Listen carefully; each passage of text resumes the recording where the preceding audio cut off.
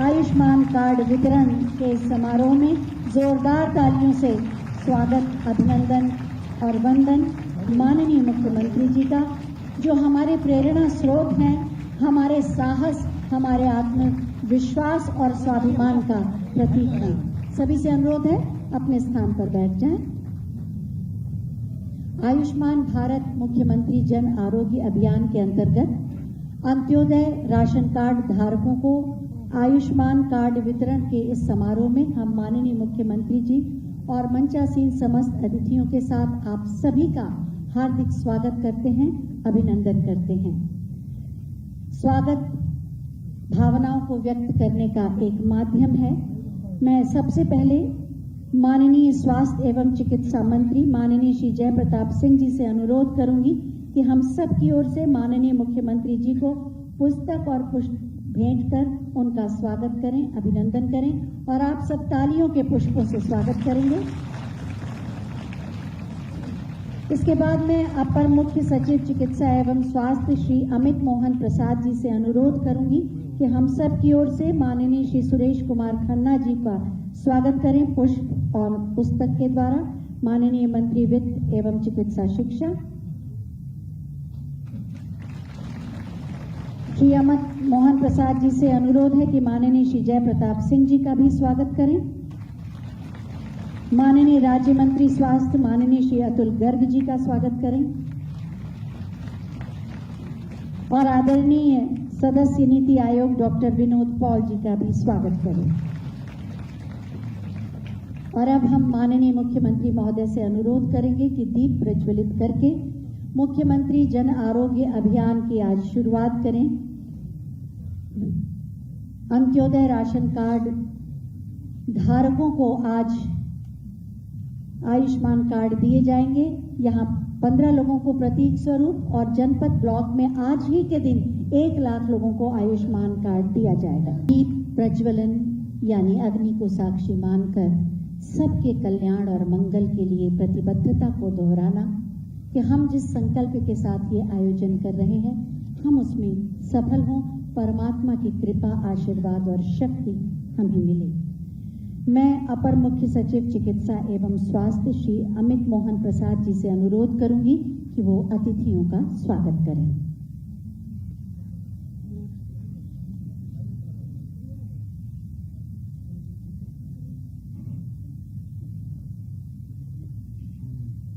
परम श्रद्धेय मुख्यमंत्री जी, आदरणीय चिकित्सा शिक्षा मंत्री जी, आदरणीय चिकित्सा एवं स्वास्थ्य मंत्री जी, आदरणीय राज्य मंत्री जी, आदरणीय श्री विनोद पॉल सदस्य नीति आयोग, मुख्य सचिव महोदय, उपस्थित मंचासीन समस्त अधिकारीगण और टीम 9 के आदरणीय सदस्यगण, आईआईटी कानपुर के डॉक्टर मनीन्द्र अग्रवाल, दीर्घा में उपस्थित अधिकारी साथियों, दूर दूर से आए हमारे अंत्योदय कार्ड धारक भाइयों और बहनों, जिन्हें आज माननीय मुख्यमंत्री जी के कर कमलों से आयुष्मान कार्ड का वितरण होना है, देवियों और सज्जनों, मीडिया के साथियों, आज का दिन एक ऐतिहासिक दिन है जब 2 बहुत ही महत्वपूर्ण कार्यक्रम आयोजित हो रहे हैं। प्रधानमंत्री आयुष्मान भारत योजना के अंतर्गत गरीब परिवारों को 5 लाख रुपए सालाना का स्वास्थ्य बीमा कवर उपलब्ध करवाया जाता है। वे जो भी चिन्हित अस्पताल हैं इस योजना के अंतर्गत जो रजिस्टर्ड हैं, उनमें अपने परिवारीजनों का इलाज बीमारी की दशा में अगर भर्ती होना पड़ता है तो 1 साल में 5 लाख रुपए तक का इलाज उनका सरकार के द्वारा निःशुल्क किया जाता है। इस योजना के अंतर्गत 1.18 करोड़ परिवार आच्छादित किए गए हैं। इसके अलावा एक और सर्वेक्षण प्रदेश में किया गया और ये पाया गया कि कुछ और लोग छूट गए थे, तो 8.5 लाख परिवारों को जैसे केंद्र सरकार की योजना है वैसे ही राज्य सरकार की एक योजना प्रारंभ की गई, मुख्यमंत्री जन आरोग्य अभियान या योजना, और उसमें 8.5 लाख परिवारों को आच्छादित किया गया। उन्हें भी बिल्कुल वही लाभ प्राप्त होता है। साल में 5 लाख रुपए सालाना का परिवारीजनों के अस्पताल में भर्ती होने पर स्वास्थ्य बीमा कवरेज, जिसमें वो निःशुल्क अपना इलाज करवा सकते हैं। जब लाभार्थियों की विवेचना की गई और देखा गया तो ये उसमें पाया गया कि ये आंकड़े चूंकि बहुत ही पुराने हैं, 2011 की गणना के आधार पर योजना चलाई गई थी, तो जो समाज के सबसे अंतिम पायदान पर खड़े परिवार हैं जिन्हें अंत्योदय का राशन कार्ड दिया जाता है, उनमें से 90% से ज्यादा परिवार इससे, इन दोनों योजनाओं से अछूते रह गए थे, उन्हें इसका लाभ नहीं मिल रहा था। माननीय मुख्यमंत्री जी ने इसका संज्ञान लिया और उसके पश्चात बजट में व्यवस्था करके माननीय मंत्रिपरिषद ने यह निर्णय लिया कि प्रदेश के समस्त 40 लाख ऐसे परिवार जो अंत्योदय कार्ड धारक हैं, समाज के सबसे पिछले पायदान पर खड़े हैं, उन सबों को राज्य सरकार मुख्यमंत्री जन आरोग्य योजना के अंतर्गत बीमा का लाभ उपलब्ध करवाएगी। और आज उसी के क्रम में माननीय मुख्यमंत्री जी के द्वारा कुछ लाभार्थियों को यहाँ पर आयुष्मान कार्ड का वितरण किया जाएगा। और मुझे ये बताते हुए हर्ष हो रहा है माननीय मुख्यमंत्री जी कि आज पूरे प्रदेश में ऐसा आयोजन हो रहा है। सभी विकास खंडों पर और जिला स्तर पर इस तरह के आयोजन हो रहे हैं और आज ही एक ही दिन में लगभग 1 लाख से अधिक कार्ड पूरे प्रदेश में अंत्योदय कार्ड धारकों को बांटे जा रहे हैं। इसके अलावा जो आज दूसरा कार्यक्रम है वो जो कोविड प्रबंधन हुआ है, उसमें उत्तर प्रदेश के कोविड प्रबंधन की सराहना न केवल माननीय प्रधानमंत्री जी ने बल्कि जो विश्व के संगठन हैं, विश्व स्वास्थ्य संगठन इत्यादि के द्वारा भी की गई है। और उस पर IIT कानपुर के द्वारा एक बहुत ही अच्छी पुस्तक प्रकाशित की गई है। इन्होंने जो भी एफर्ट्स हुए हैं उत्तर प्रदेश सरकार के, उसको संकलित किया है और उस पर जो एक पुस्तक छपी है उसका भी आज विमोचन माननीय मुख्यमंत्री जी के कर कमलों से होगा। कोरोना के प्रबंधन के संबंध में मैं आपको कुछ आंकड़े बताऊं कि पिछले 4 महीने से जो टेस्ट पॉजिटिविटी रेट है वो प्रदेश में बहुत ही कम चल रही है और जून के महीने में ये 0.2% से कम रही। जुलाई में 0.03% रही और अगस्त, सितंबर और अक्टूबर जो अभी तक है इसमें लगातार 0.01% के आसपास चल रही है। अब तक हम इतना कम पॉजिटिविटी होने के बाद भी लगातार हम 2 लाख से ज्यादा टेस्ट करते हैं और जो बचाव के लिए जो तरीके हैं उनका इस्तेमाल करते हुए साथ में हम जो वैक्सीनेशन की कार्रवाई है कोविड के, उसको भी हम बहुत ही तेजी से कर रहे हैं। उत्तर प्रदेश में अब तक 11.5 करोड़ से अधिक डोज लगाए जा चुके हैं जो देश में सर्वाधिक है और टेस्ट करने में भी हम लोगों ने 8 करोड़ से ज्यादा टेस्ट किया है जो भी सर्वाधिक है। माननीय विनोद पॉल जी का मैं विशेष आभार व्यक्त करना चाहता हूं कि वो हम लोग के अनुरोध पर आज अपने व्यस्त कार्यक्रम में से समय निकालकर यहाँ आए हैं। आप सबों का मैं स्वागत करता हूं, अभिनंदन करता हूं और विशेष करके आज अपने जो हमारे माननीय मुख्यमंत्री जी की टीम 9 है उसके सभी प्रमुख सदस्य यहाँ उपस्थित हैं, उन लोगों का भी अभिनंदन करता हूं कि उन लोगों ने अपना समय दिया और पिछले 1.5 वर्ष से अधिक समय से लगातार उनके विभाग ने, उनकी टीम ने कोविड प्रबंधन में अपना दिन रात योगदान दिया है। और माननीय मुख्यमंत्री की अनुमति से मैं आज एक डॉक्टर का यहाँ नाम लेना चाहता हूँ जिन्होंने, मैं फरवरी 2020 में स्वास्थ्य विभाग में आया था, 2 मार्च से कोरोना का काल प्रारंभ हुआ और उस समय से लगातार एक चिकित्सक हैं जो कि लगातार बहुत जिन्होंने दिन रात मेहनत की है, state surveillance officer doctor Vikasendu Agarwal आज इस दीर्घा में है। मैं आपका भी अभिनंदन करता हूं और इसके साथ ही एक बार पुनः आप सभी लोगों का बहुत बहुत स्वागत, बहुत बहुत अभिनंदन।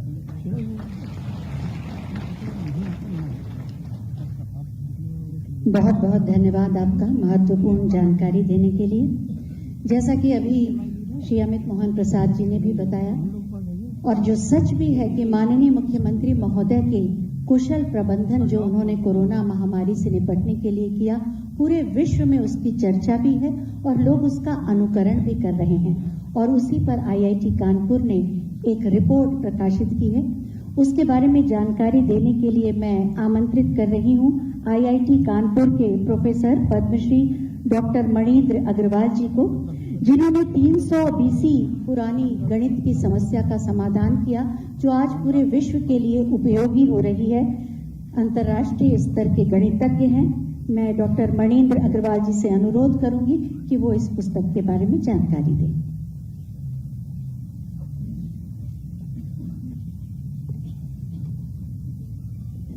धन्यवाद। माननीय मुख्यमंत्री जी, डॉक्टर विनोद पॉल, समस्त विशिष्ट अतिथिगण जो डायस पर बैठे हैं, समस्त अतिथिगण जो सामने हैं,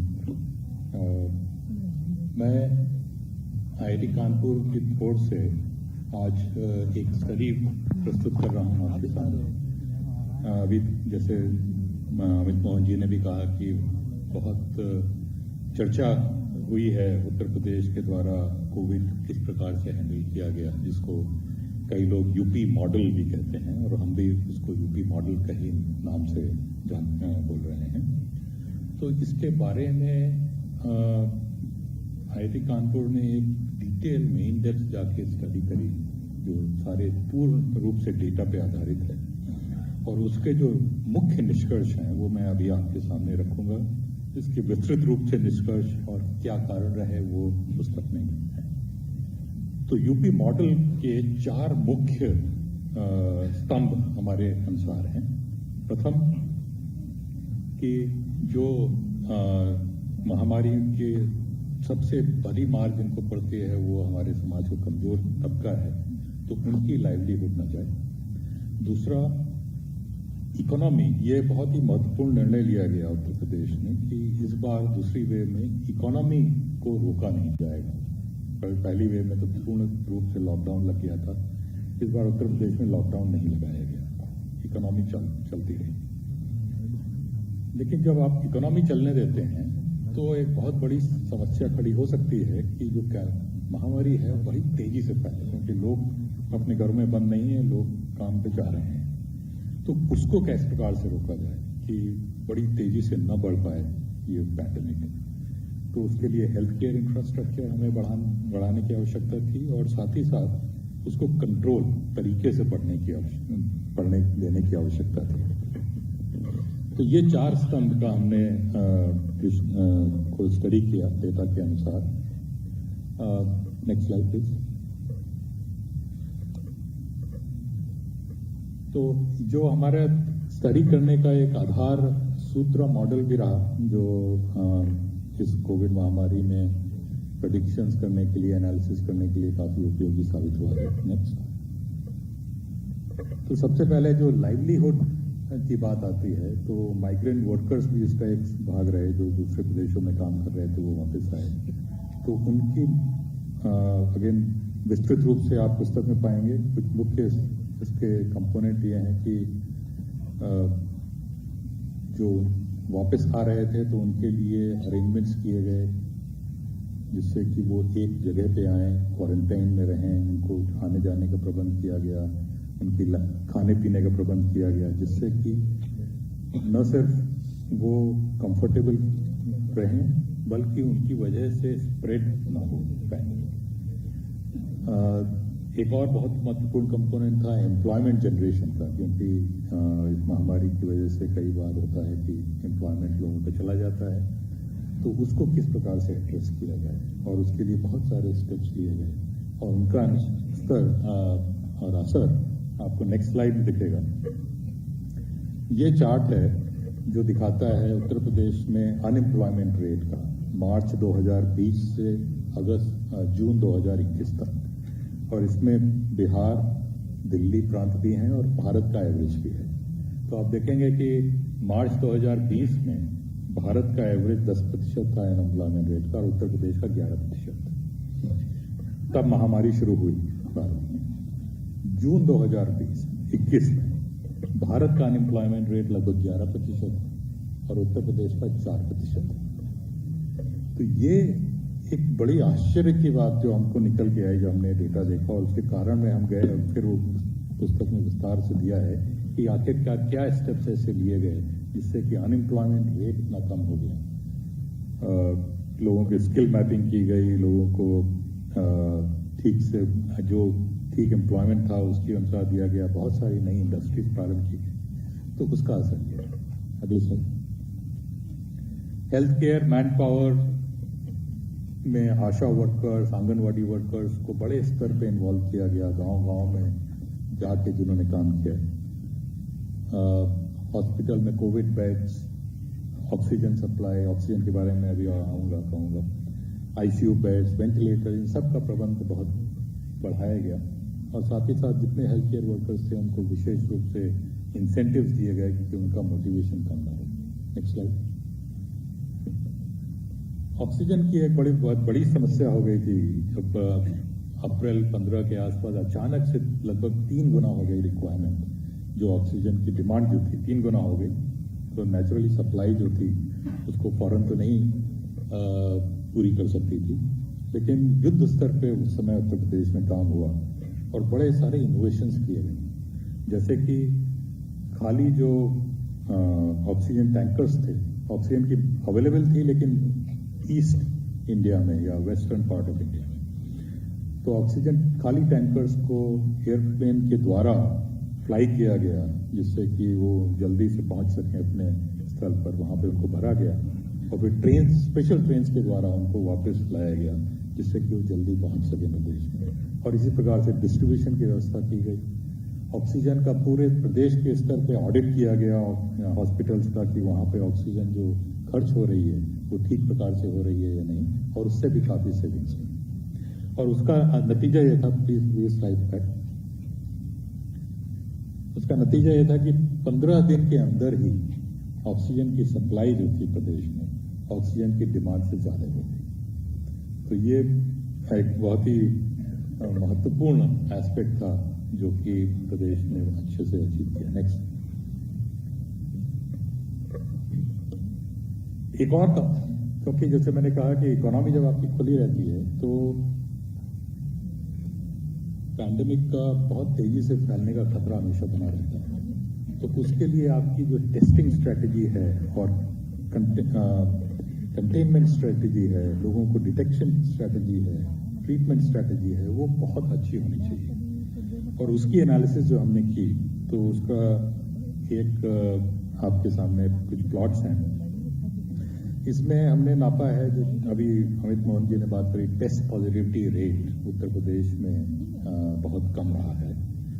तो एक टेस्ट पॉजिटिविटी रेट से ही संबंधित एक होता है नॉर्मलाइज टेस्ट पॉजिटिविटी रेट, जिसको की डेफिनेशन यहाँ पे दी हुई है। तो ये दर्शाता है जब इसकी संख्या 2 या 2 से अधिक होती है तब आपकी जो टेस्टिंग स्ट्रेटेजी है वो केवल सिम्टोमेटिक है, क्योंकि जिनमें सिलेक्टेड है कि कुछ लोग जिनमें ज्यादा बीमारी के लक्षण दिख रहे हैं उन्हीं को टेस्ट करें।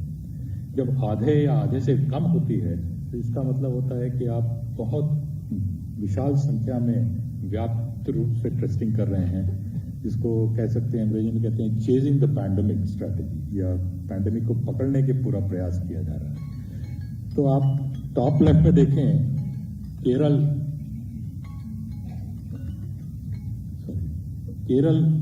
प्रांत का दिया हुआ है। जब पिछले वर्ष काफी उसकी तारीफ हुई थी और उस समय आप देखें उनके जो प्लॉट्स में उस समय चेजिंग द पैंडेमिक स्ट्रेटेजी का प्रयोग कर रहे थे। उनका जो नॉर्मलाइज टेस्ट पॉजिटिव रेट था वो काफी कम था। लेकिन इस साल के आते आते जब दूसरी वेव आई तो उनकी स्ट्रेटेजी बदल गई और वो केवल सिम्टोमेटिक टेस्टिंग या टारगेटेड टेस्टिंग कर रहे थे। और इसी कारण से आप पाएंगे कि केरल में इस समय वो कंट्रोल से थोड़ा बाहर ही है पैंडेमिक। महाराष्ट्र में लगातार पिछले साल से वो कंट्रोल टेस्टिंग ही कर रहे हैं। जबकि उत्तर प्रदेश में आप नीचे दाहिने हाथ के वाला जो प्लॉट है उसमें पिछले साल के शुरू से लगातार पैंडेमिक को चेज किया जा रहा है। हमेशा जो नॉर्मलाइज टेस्ट पॉजिटिविटी रेट है वो आधे से भी कम दिख रहा है।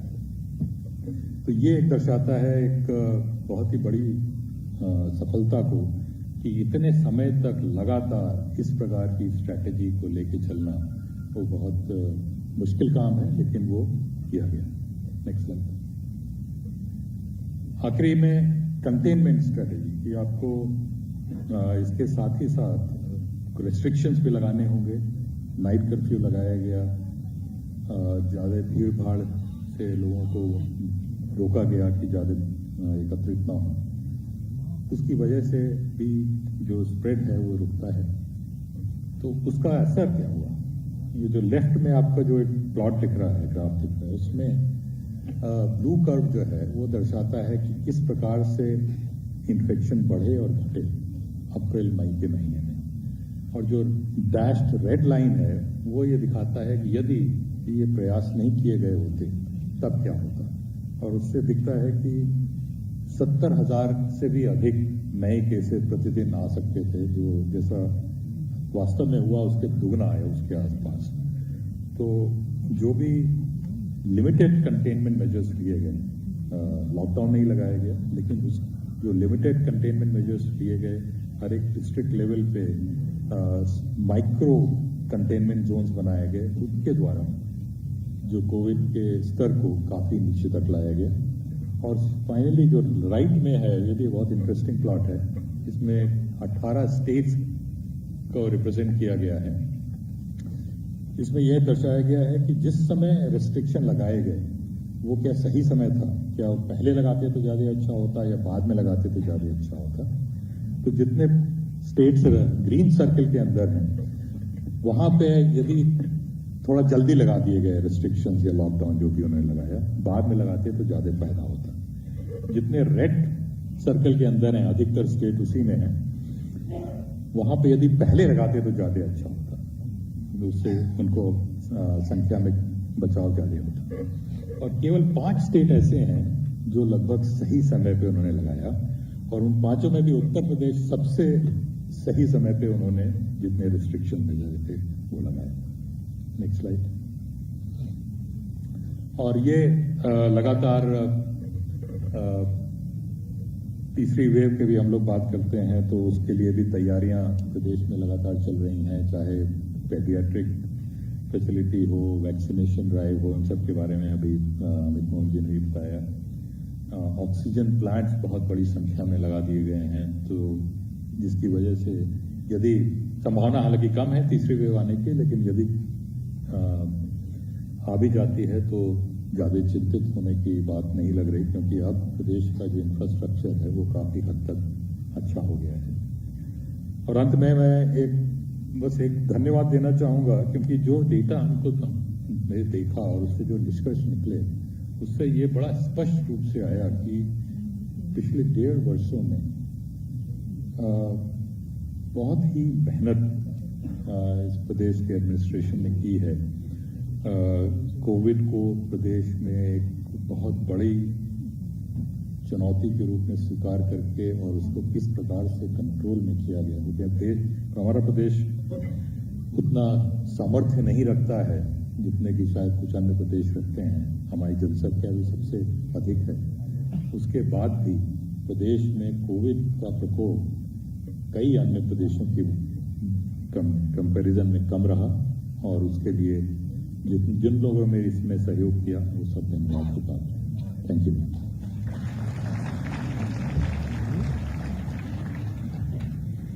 बहुत बहुत धन्यवाद पद्मश्री डॉक्टर मणीन्द्र अग्रवाल जी। आपने कोरोना प्रबंधन के क्षेत्र में माननीय मुख्यमंत्री जी द्वारा यूपी मॉडल जो बनाया गया उसके बारे में इतने विस्तार से जानकारी दी। मंच पर आसीन हैं आदरणीय सदस्य नीति आयोग डॉक्टर विनोद पॉल जी। हम उनसे भी अनुरोध करेंगे कि आज के इस अवसर पर अपने विचार प्रकट करें।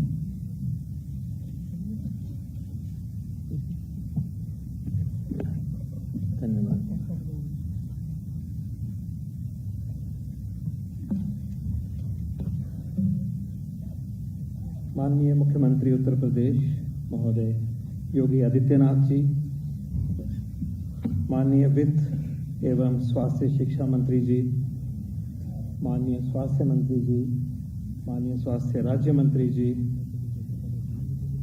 रिस्पेक्टेड चीफ सेक्रेटरी साहब, ACS अमित मोहन प्रसाद जी, मनिंदर अग्रवाल जी, सीनियर ऑफिशियल इनवाइटीज और सबसे महत्वपूर्ण जो आज मुख्यमंत्री जन आरोग्य अभियान से जुड़ने वाले लाभार्थी हैं, मैं उनको नमस्कार नमन अभिनंदन करता हूं। माननीय मुख्यमंत्री जी, मुझे आपने इस इवेंट पे बुलाया, ये मेरे लिए एक बहुत ही ऑनर की बात है, बड़प्पन की आपकी बात है ये, जिसको मैं यहाँ आके बहुत ही गौरवान्वित फील कर रहा हूँ और प्राउड फील कर रहा हूँ। जब हम आप अचीवमेंट्स देखते हैं कोविड के परिप्रेक्ष्य में, मनिंदर अग्रवाल जी ने समझाया हमें कि किस तरह से एनालिसिस के बेस के ऊपर, ऑब्जेक्टिव इंफॉर्मेशन के ऊपर, डेटा के ऊपर अगर हम अपने आप को देखते हैं हमने क्या काम किया, तो ये क्लियर दिखाई देता है कि उत्तर प्रदेश ने माननीय मुख्यमंत्री जी के अनुसरण करते हुए गाइडेंस में, लीडरशिप में एक बहुत ही इफेक्टिव एग्जाम्पल पेश किया है दुनिया के लिए, देश के लिए। इसमें कोई डाउट नहीं है। मैं इस मुहिम में जुड़ा रहा हूं इस पीरियड में, और मैं बिल्कुल जिम्मेवारी से और पूरी सिंसेरिटी से कह सकता हूं कि जो काम हमने उत्तर प्रदेश में करके दिखाया है और उस काम को अब हम वैक्सीनेशन के काम की तरह आगे भी बढ़ा रहे हैं, तो पेंडेमिक से भी जूझ रहे हैं, साथ साथ वैक्सीनेशन का भी काम लेके जा रहे हैं। जितने जोरों से हुआ और जिस तरह से हुआ वो बिल्कुल एक बड़ी इंपॉर्टेंट मिसाल है। सबसे बड़ी खुशी सर ये होती है कि जो हमें साइंटिफिक तथ्य मिले, जो गाइडेंस मिली, आपकी टीम ने उसको अनुसरण किया, उसका आगे लेके गए। जैसे कि अभी एग्जांपल आपने टेस्टिंग का एग्जांपल दिया, बिल्कुल रैशनल अप्रोच लेके आगे गए।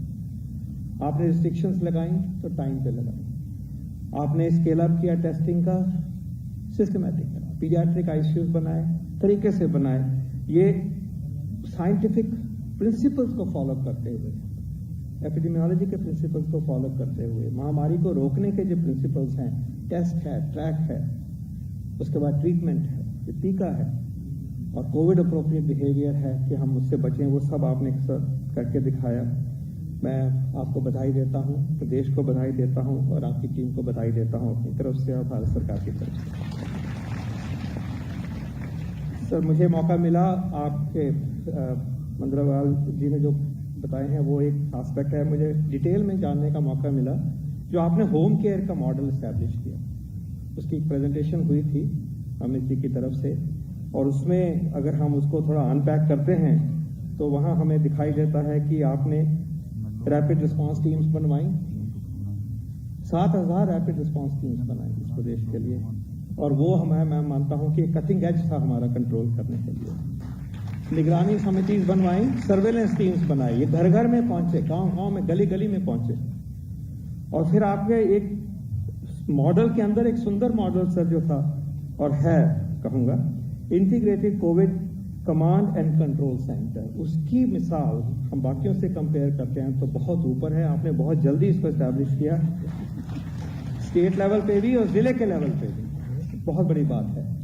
और हमने इस बात का प्रचार आगे भी बढ़ाया कि ये ऐसा कमांड सेंटर हमें आज भी चाहिए।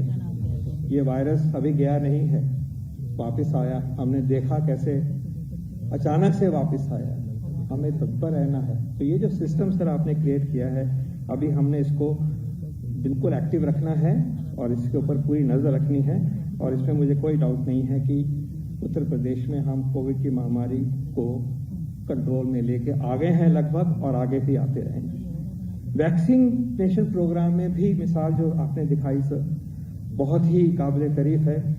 11.5 करोड़, 11.5 करोड़ टीके लगे हैं, और 20 लाख के ऊपर टीका लगाना तो ऑलमोस्ट आदत की तरह से बन जाता है। आप करके दिखा देते हैं आपकी टीम से, और मुझे बताया गया है चीफ सेक्रेटरी साहब ने कि 30 लाख तक टीका लगाने की क्षमता रखता है ये public health system of Uttar Pradesh. Remarkable achievement, remarkable potential, और हवा में पहुंचना है। जो रह गए हैं, मैं विनती करना चाहूंगा इस मौके पे बाहर भी, इसके बाहर भी लोग सुन रहे होंगे, जिसको पहली डोज नहीं लगी वो प्लीज जल्दी से जल्दी अपनी पहली डोज लगवाएं।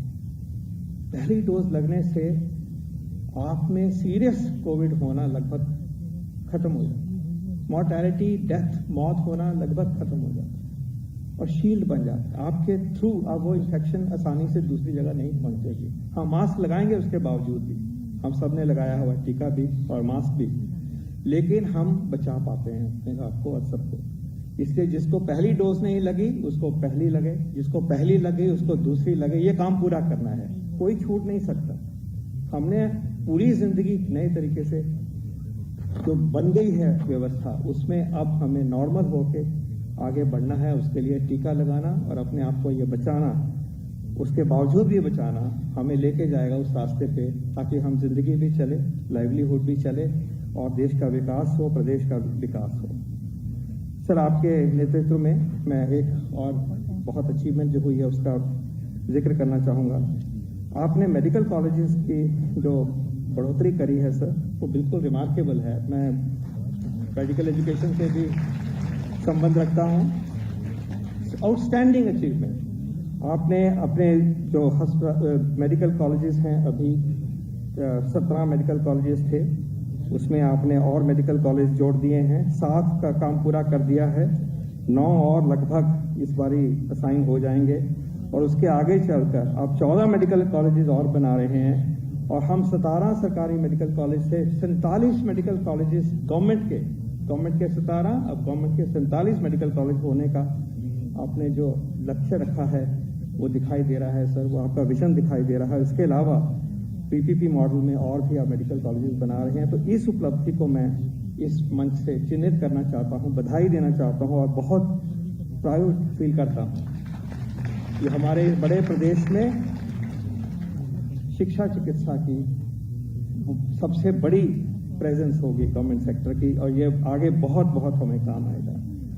आज जिस उपलक्ष्य में हम बैठे हैं, पहला वाला जो मेन हमारा मुद्दा है, एक तो कोविड को हम के बारे में जो हमने किया है उसकी जो बातचीत हुई है उसको हम आगे बढ़ाना चाहेंगे, उसको चिन्हित करेंगे, हिस्ट्री की तरह रखेंगे, सीखेंगे, सिखाएंगे। लेकिन जो आपने आज बड़ा काम करने की मुहिम छेड़ी है, बहुत ही रिमार्केबल बात है। इससे बड़ा पुण्य का काम क्या हो सकता है कि आज हमारे साथ 40 लाख परिवार प्रधानमंत्री जन आरोग्य योजना के साथ जुड़ते हुए मुख्यमंत्री जन आरोग्य अभियान के द्वारा जुड़ जाएंगे। और मुझे बताया गया है कि इससे लगभग 70% उत्तर प्रदेश के लोगों को हेल्थ इंश्योरेंस जो है वो 5 लाख के कवरेज की सेकेंडरी टर्शरी केयर हॉस्पिटलाइजेशन की मिल जाएगी। This is a great achievement, बहुत बहुत बड़ी अचीवमेंट है कि किसी को 5 लाख तक का खर्चा हर साल परिवार में करने के लिए अब सोचना नहीं पड़ेगा। और वो उसमें वो परिवार जुड़े हैं जिनको कि हम अंतिम पंक्ति पे खड़े हुए परिवारों को गिनते हैं, जो एक तरह से रह गए थे, जो पुराने सिस्टम से हम चले थे। आपने ये कोर्स करेक्शन करी है, यूनिवर्सल हेल्थ कवरेज की तरफ के बहुत बड़ा स्टेप है और ये बाकी प्रदेशों के लिए भी एक मिसाल साबित होगा। प्रधानमंत्री जन आरोग्य योजना में अभी तक ओवरऑल देश में 2 करोड़ 20 लाख एडमिशंस जो दाखिले हुए उसका खर्चा वहन किया गया। सरकार, यूनियन गवर्नमेंट ने और प्रदेश की सरकारों ने शेयर करके, और इसके थ्रू 26 लाख 4,000 करोड़ रुपयों का जो बचत हुई है, जो कि खर्चे लोगों के पॉकेट से जाने थे, वो सरकार ने वहन करे हैं। हर मिनट 27 एडमिशन इस कार्यक्रम में हो रही हैं। और अब ये जो प्रोग्राम मुख्यमंत्री जन आरोग्य अभियान इसके साथ जुड़ेगा इतने बड़े प्रदेश में, तो इस सारे ही हेल्थ इंश्योरेंस का जो एक माहौल बनाया गया है माननीय प्रधानमंत्री जी के नेतृत्व में, कि हमें क्वालिटी केयर मिले और हम उसमें बर्बाद ना हो जाएं खर्चे की वजह से। इसमें जो अब 40 लाख परिवारों को जुड़ने से जो आगे उसमें बढ़ोतरी होगी, जो सिक्योरिटी होगी, जो कल्याण होगा, वो आज हम उसका आगाज हो रहा है और एक बहुत बड़ी अचीवमेंट की बात है। सर, इनमें मैं 2 बातें कहना चाहूंगा। पहला है कि सर, आपने स्वास्थ्य को बिल्कुल एक प्रायोरिटी की तरह प्रस्तुत किया है, काम किया है, सिद्ध किया है, सिद्धि दी है।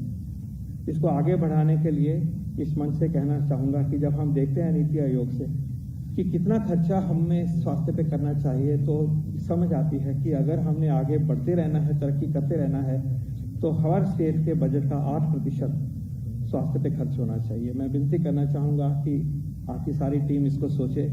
जहाँ पे आज हैं लगभग 5% के आसपास हैं, उसको धीरे धीरे हम आगे लेके जाएं। एक मेरी ये विनती होगी। ये सब जो काम कर रहे हैं उससे बढ़ ही रहा है बजट, लेकिन अगर हम लेके आगे चलें कि वहाँ तक पहुँचना है सर, वो डायरेक्शन अगर देंगे तो बहुत बहुत मदद होगी हमें स्वास्थ्य सुविधाओं को बनाने के लिए इस सबसे बड़े प्रदेश और सबसे उत्तम प्रदेश जो हमारे देश का है। लास्ट में सर आपकी प्रेजेंस में मैं सबसे विनती करना चाहूँगा कि अगले 100 दिन बहुत क्रूशल हैं। ये वो महीने आ रहे हैं जिसमें कि हो सकता है कि फिर भी वायरस प्रकोप करे। हम ये नहीं पक्की तरह से कह सकते कि वायरस हट गया है। उत्सवों का भी मौसम आ रहा है, माहौल आ रहा है। आज भी उत्सव का दिन है, उसमें हम इकट्ठे होते हैं। जब हम इकट्ठे होते हैं तो वायरस को अच्छा लगता है, वायरस एक से दूसरे को फैलता है। इन 100 दिनों में हमने संयम रखना है, हमने मास्क पहनना है, हमने भीड़ नहीं करनी है, हमें फालतू में बाहर नहीं जाना है, उत्सव मनाना है, परिवार में मनाना है। हम संयम रखेंगे तो सिद्धि होगी। इन 100 दिनों में साथ साथ टीकाकरण का कार्यक्रम इतना तेज हो रहा है और बढ़ रहा है इस प्रदेश में विदेश में भी कि वायरस के लिए उसके बाद बहुत ही मुश्किल हो जाएगा हमें तंग करना। तो आपके प्रेजेंस में सर ये विनती मैं करना चाहता हूँ सबसे कि हम इन 100 दिनों में संयम करें, संयम से सिद्धि की तरफ बढ़े, वैक्सीनेशन का कार्यक्रम आगे लेके जाएं। और आपने जो आज मुझे मौका दिया है इस मंच से संबोधन करने का, मैं उसके लिए बहुत बहुत धन्यवाद करता हूं। जय हिंद।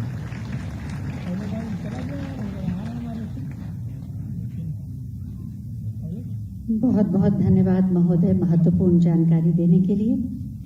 माननीय मुख्यमंत्री महोदय के मार्गदर्शन में उत्तर प्रदेश के समस्त निवासियों के स्वास्थ्य और उनके स्वास्थ्य की सुरक्षा के लिए सतत प्रयत्नशील हैं माननीय स्वास्थ्य मंत्री माननीय श्री जय प्रताप सिंह जी। उनसे अनुरोध करेंगे कि आज के इस अवसर पर अपने विचार प्रकट करें।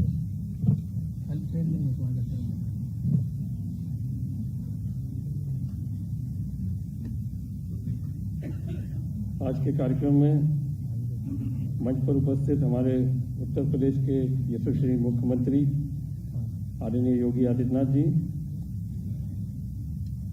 उपस्थित हमारे साथ हमारे वरिष्ठ सहयोगी और चिकित्सा शिक्षा मंत्री आदरणीय सुरेश खन्ना जी, हमारे सहयोगी राज्य मंत्री श्री अतुल गर्ग जी, मुख्य सचिव जी, सभी सम्मानित टीम 9 के अधिकारीगण, और अभी जो आपको विस्तार से जिन्होंने कोविड के प्रबंधन पर एक किताब लिखा जिसका विमोचन होगा, आईटी टीम के प्रोफेसर मनेंद्र अग्रवाल जी, और जो पूरे देश को कोविड के समय में अपने सलाह के माध्यम से, अपने लगातार वीसी के माध्यम से कोविड का प्रबंधन और सारी कुछ देखना, और जिन्होंने अभी अपना विस्तार से अपने बातें रखी, डॉक्टर विनोद पॉल जी, और उपस्थित सभी गणमान्य लोग और लाभार्थी जो आज इस कार्यक्रम में भी उपस्थित हुए। हम सभी लोग जानते हैं कि आयुष्मान भारत का जो कार्यक्रम आदरणीय प्रधानमंत्री ने रखा था 23 सितंबर 2019 को, और अभी जल्दी इसका एक 3 साल का कार्यक्रम ने भी हम लोग ने इस विभागीय स्तर पर भी रखा था और इसकी एक समीक्षा भी हुई थी। इसी के साथ जब इस बात को आए, कई बातें यहाँ पर आ भी चुकी हैं कि जो 2011 का आर्थिक और सामाजिक गणना हुई थी उसमें जो परिवारें निकल के आई थी जिनको हमने चिन्हित किया था वो 1.18 करोड़ की परिवार थी। कमियां होने के नाते उसको मुख्यमंत्री जन आरोग्य योजना के अंतर्गत भी उसमें 8.43 लाख को भी इसमें जोड़ा गया ताकि उनको उसी तरह का समकक्ष चिकित्सा उपचार मिले जो 5 लाख की बीमा के आधार पर होता है। और अब इधर जो अभी जल्दी हम लोग का जो फैसला हुआ था जिसमें अंत्योदय कार्ड होल्डर जो माने जाते हैं गरीबों से नीचे भी, गरीब से सबसे अंतिम पायदान पर रहने वाले उनको भी हमने 40 लाख परिवारों को हमने उसमें 40 लाख कार्ड होल्डर को हमने उसमें जोड़ा है और 11.65 लाख ऐसे लोग हैं जो श्रम विभाग में पंजीकृत है, उनको भी इसी योजना के अंतर्गत जोड़ के अब लगभग हमारे पास 8.22 करोड़ लाभार्थी को 5 लाख के आबादी 5 लाख तक बीमा का उपचार उनको मिलने का एक योजना बन चुका है। अभी तक जो प्रदेश के अंदर हमने देखा है कि लगभग 37% आबादी को हमने इस बीमा योजना के अंतर्गत उनको कवर कर दिया है। और इसका अगर हम थोड़ा और विश्लेषण करें तो कुछ बीमारियों के बारे में हम जरूर बताएंगे, जैसे कैंसर का जो उपचार हुआ था लगभग 5.5 करोड़, हृदय रोग से इलाज करने वालों का 3.5 करोड़ और न्यूरो सर्जरी से उपचार के तो 1 करोड़ का भुगतान चिकित्सालयों को इन सभी अलग अलग तरह की बीमारियां जो मुख्य बीमारी है इनमें किया गया। और कोविड का जो प्रबंधन हुआ था अभी कोविड के समय में, जो वैश्विक महामारी के समय में निजी अस्पतालों को जो हम लोग ने पेमेंट किया था जिससे एक बड़ी राहत हुई थी, उसमें 66 करोड़ रुपया का भुगतान निजी अस्पतालों को हम लोग ने इसी आयुष्मान भारत के अंतर्गत हमने किया था। तो ये सब मिला के जो हम ये देखते हैं, ये कार्यक्रम इतना विस्तार करके इसको आगे बढ़ाया जा रहा है जिसमें 33% की आबादी को अब हम कवर करेंगे। आगे इनको भी सूचीबद्ध करने के लिए बड़ी तेजी से नीचे जन सेवा केंद्र पर भी और ब्लॉकों के माध्यम से गांव में भी इसको किया जा रहा है। और जहां तक हो सकता है कि हमारे जो आरोग्य मेला जो हर रविवार को लगता है, आप लोग में बहुत सारे लोग बैठे हैं जो अपने गांव में जाते होंगे, रविवार के दिन हमारा मुख्यमंत्री आरोग्य मेला जो प्रति रविवार रहता है, उसमें भी हम अपने अगल बगल के गांव के लोग को प्रेरित करके जिनका उस सूची में नाम है उनका भी पंजीकृत कराने का हमारा पूरा प्रयास होना चाहिए। लगभग हमारा 18,000 लाभार्थी को हम हर रविवार में पंजीकृत करते हैं आयुष्मान भारत के अंतर्गत। तो एक तो ये था। दूसरा, मैं एक बात खाली ये कहना चाह रहा था कि कोविड के महामारी के समय में जिस तरह से डॉक्टर विनोद पाल ने और जिस तरह से प्रोफेसर महेंद्र अग्रवाल ने इसको विस्तार से बताया आपको, एक कठिन दौड़ के समय में हम सभी लोग ने और माननीय मुख्यमंत्री की प्रेरणा से और उनके कुशल नेतृत्व से टीम 11 और टीम 9 की बैठक के बाद ये पूरा प्रबंधन उसमें कराया गया कि जिस तरह से जब महामारी आई तो आम आदमी का आजीविका और उससे जुड़ा हुआ कैसे उनकी आजीविका को पूरा करें, उद्योग कैसे संचालित करें, स्वास्थ्य सेवा कैसे हम ठीक कर सकते हैं और उससे जुड़ा हुआ प्रबंधन हम अपना किस तरह से बराबर रखें। ये चारों चीजों पर अभी प्रोफेसर महेंद्र अग्रवाल ने भी बताया था और यही चीज जो थे इसी पर जब विचार किया तो टीम 9 और टीम 11 की बैठकों में और उनके अंतर विभागीय समन्वय के नाते आज इसको हम सफलतापूर्वक इसको हम लोगों ने पूर्ण किया। और आज जैसे आपको बताया भी गया है, कोरोना अभी समाप्त नहीं हुआ है, कोरोना अभी हम लोग के बीच में है, परंतु अपने प्रबंधन के और कुशल नेतृत्व, माननीय मुख्यमंत्री के कुशल नेतृत्व के माध्यम से प्रबंधन के माध्यम से हमने कोरोना को पूरी तरह से नियंत्रण जहां तक हो सकता किया है। अधिक टेस्टिंग आज भी हम करते हैं, 1.5 लाख से लेकर 2 लाख तक टेस्टिंग आज भी करते हैं। और अभी मैं डॉक्टर विनोद पाल को जरूर बताऊंगा कि 30 लाख नहीं, वैक्सीनेशन में हम लोग ने 38 लाख एक दिन में हमने किया है। तो 38 लाख करने वाला प्रदेश, जितना भी हमको आज मिल रहा है वैक्सीन, हम और आगे बढ़ा रहे हैं और देश का लगभग अब 100 करोड़ होने जा रहा है। तो मुझे लगता है कि हम लोग बहुत जल्दी वैक्सीनेशन जितना जल्दी हम पूरे देश में कर पाएंगे और उत्तर प्रदेश में कर पाएंगे उतना हमारा बचाव है। तब तक के लिए जैसे आपको सलाह दिया गया है, जरूर अपना मास्क पहन के रखिए, दूरी बना के रखिए और त्योहार में जरा अपना सतर्क रखिए। मैं यही बात कह के अपनी बात समाप्त करता हूं। बहुत बहुत धन्यवाद।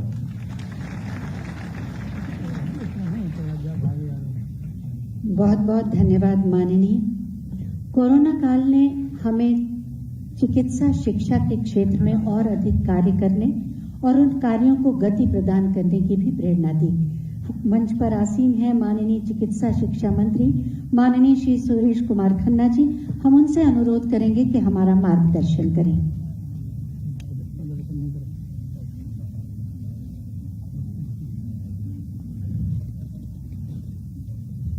आज के इस विशेष कार्यक्रम के शिखर पुरुष उत्तर प्रदेश के यशस्वी मुख्यमंत्री आदरणीय योगी आदित्यनाथ जी, हमारे साथी मंत्री सम्माननीय श्री जयप्रताप सिंह जी, सम्माननीय श्री अतुल गर्ग जी, आज के कार्यक्रम में विशेष रूप से नीति आयोग के जो हमारे सदस्य हैं डॉक्टर विनोद पाल जी, वो भी विशेष रूप से उपस्थित हैं, और श्री डॉक्टर महेंद्र अग्रवाल जी, जिनको भी आपने सुना। हमारे टीम 9 के सभी अधिकारीगण, मुख्य सचिव से लेकर और हमारे चिकित्सा स्वास्थ्य सचिव, मेडिकल एजुकेशन के सचिव तथा सभी अधिकारीगण, यहाँ पर उपस्थित सभी सम्मानित बहनों और भाइयों, पत्रकार एवं छायाकार मित्रों, महत्वाकांक्षाएं और संवेदनशीलता सामान्य मनों में नहीं पला करती। संवेदनशीलता जो दिखाते हैं, क्योंकि हम जानते हैं कि अपने लिए सब जीते हैं।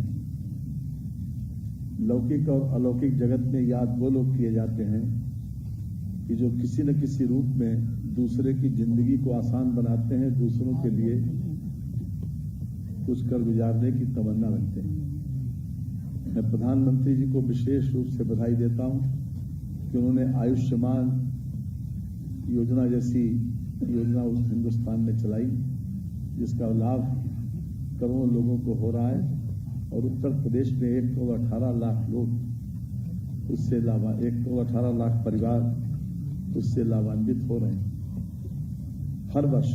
ये 1 वर्ष का है।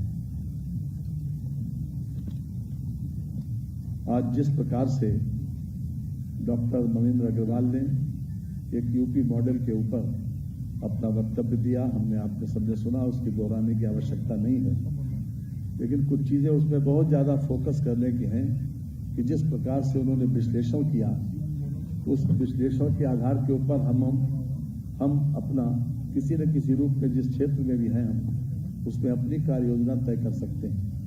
साथ ही साथ डॉक्टर विनोद पाल जी ने भी जिस प्रकार से उत्तर प्रदेश सरकार की इसमें सराहना की, वो वास्तव में अपने आप में एक बहुत बड़ा उदाहरण है, क्योंकि हमसे जो बेहतर राज्य थे चिकित्सा और स्वास्थ्य के क्षेत्र में, चाहे केरल हो, चाहे महाराष्ट्र हो और चाहे कर्नाटक हो, वहां पर भी जब पॉजिटिविटी रेट की बात करें, चाहे एक्टिव केसेस की बात करें और चाहे फर्टिलिटी रेट की बात करें, तो वहां पर भी उससे भी उत्तर प्रदेश में हम इसको सीमित करने में बहुत बड़ी सफलता हमने प्राप्त की। और इसका सबसे बड़ा श्रेय जो जाता है वो हमारे मुख्यमंत्री जी को जाता है कि जिन्होंने एक कम्पैक्ट प्लानिंग करके और एक कांस्टेंट मॉनिटरिंग के आधार पर परिणाम दिया। जिस प्रकार से उन्होंने जैपनीज इंसेफ्लाइटिस, जो पूर्वांचल की एक बहुत खतरनाक बीमारी होती थी और हजारों लोग उसके शिकार होते थे, उसकी भी लड़ाई उन्होंने संसद से लेकर सड़क तक लड़ी। और जिस दिन से उत्तर प्रदेश के मुख्यमंत्री का पद संभाला, उस दिन से बिना रुके बिना थके उन्होंने प्रत्येक क्षेत्र में यह कोशिश की कि हम किस प्रकार से बेहतर कर सकते हैं, और उसी का भी यह परिणाम हुआ कि 10 साल तक जो ग्राफ लगातार उत्तर प्रदेश नीचे की ओर जा रहा था, उसमें हम ऊपर की ओर हर तरफ चल रहे हैं। और इससे 2 आंकड़े जो अभी हमारे सामने प्रस्तुत हुए, एक तो पर कैपिटा इनकम का आंकड़ा है, उसमें इजाफा हुआ, और साथ ही साथ जो बेरोजगारी की दर, अभी हमारे अग्रवाल साहब ने विशेष रूप से कोट किया कि भारत में बेरोजगारी की दर क्या थी और आज हमारी बेरोजगारी की दर क्या है, इसमें कितना बड़ा फर्क आया है, इसका हम इसको महसूस कर सकते हैं। ये हमारे लिए एक मानक है, एक पैमाना है जिसके आधार के ऊपर हम इसका मूल्यांकन कर सकते हैं गुड गवर्नेंस का। आप याद करिए कि पिछली सरकार में मात्र 30,000 रुपए का बीमा कवर देते थे, कि केवल 30,000 रुपए तक की सुविधा थी किसी भी कमजोर आदमी को इलाज कराने के लिए। लेकिन माननीय प्रधानमंत्री जी ने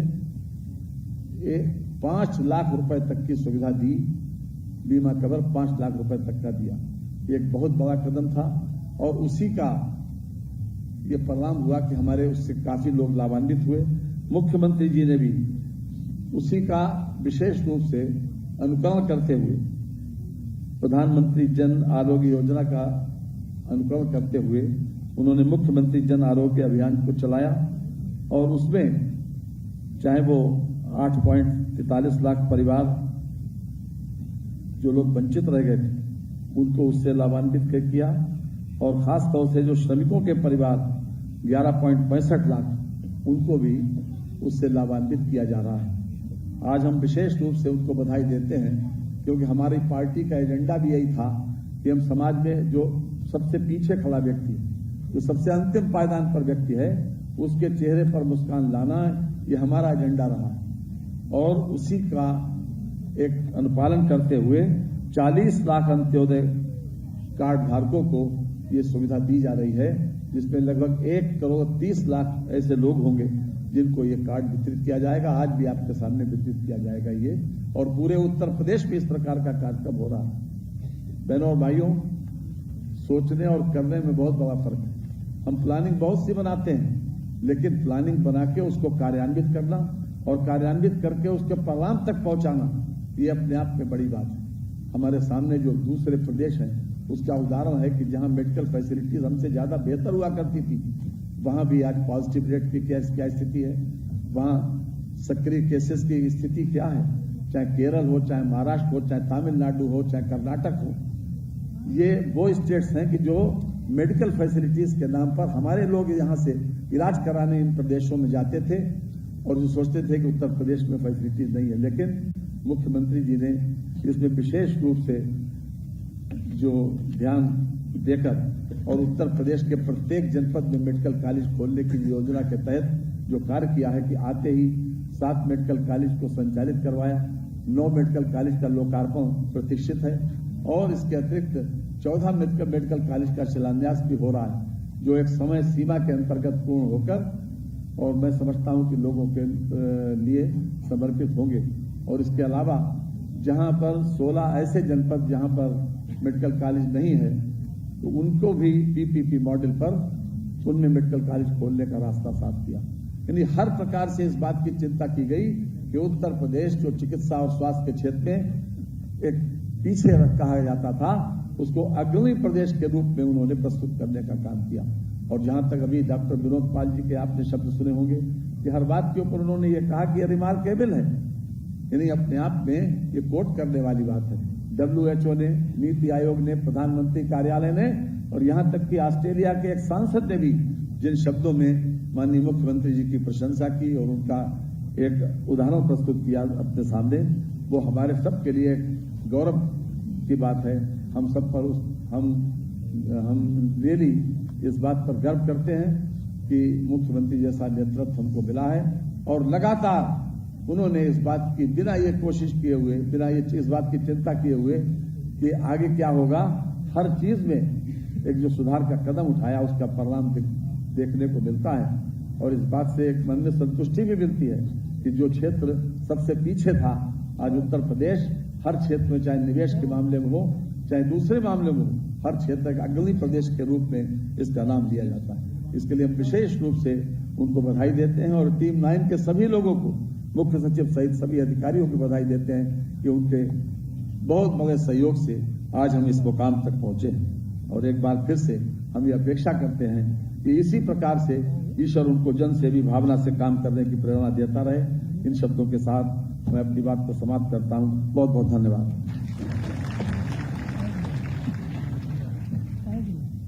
बहुत बहुत धन्यवाद माननीय आपके उद्बोधन के लिए।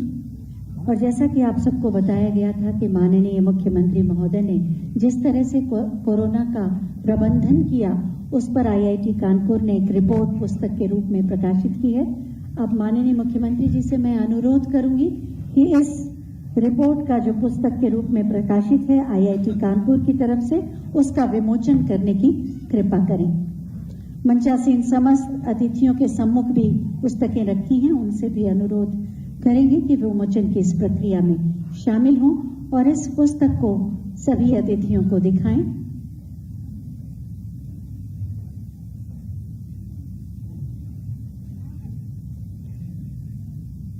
माननीय मुख्यमंत्री महोदय द्वारा कोरोना के समाप्ति के लिए किए गए प्रबंधन पर आधारित आईआईटी कानपुर की ये रिपोर्ट जो पुस्तक के रूप में प्रकाशित है। तालियां बजा के उन लोगों का अभिनंदन करिए जिन्होंने इसमें अपना सहयोग दिया।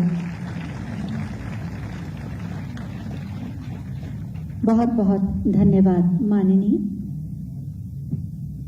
जैसा कि आप सब जानते हैं कि अब मुख्यमंत्री जन आरोग्य अभियान के अंतर्गत अंत्योदय राशन कार्ड धारकों को आयुष्मान कार्ड वितरित किए जाएंगे। माननीय मुख्यमंत्री महोदय के कर कमलों द्वारा हम माननीय मुख्यमंत्री महोदय से अनुरोध करेंगे कि वो इन लाभार्थियों को आयुष्मान कार्ड अपने हाथों से देंगे। मैं इन सभी के नाम ले रही हूं और अनुरोध करूंगी कि वो मंच पर आए।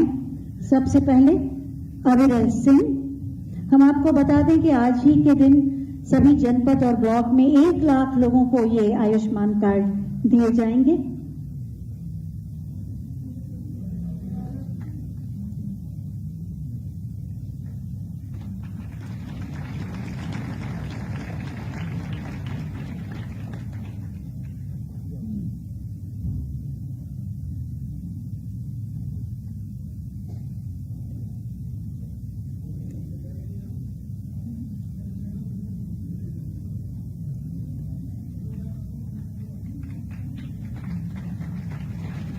मीलाद,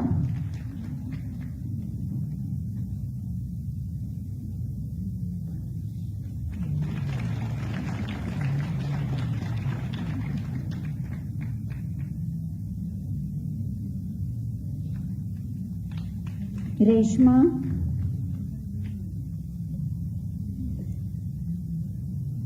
सभी लोग ताली बजाएं तो कुछ और आनंद आएगा।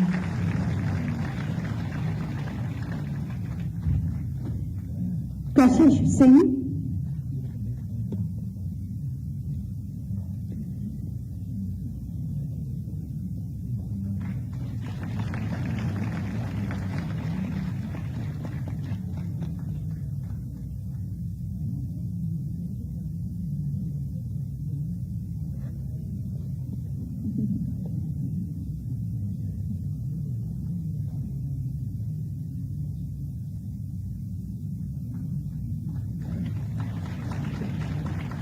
अर्चना,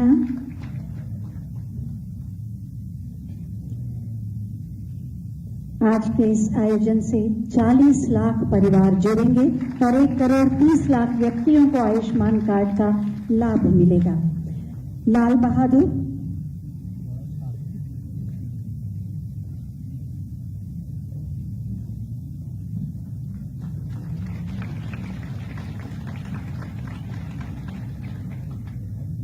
चंद्रावती,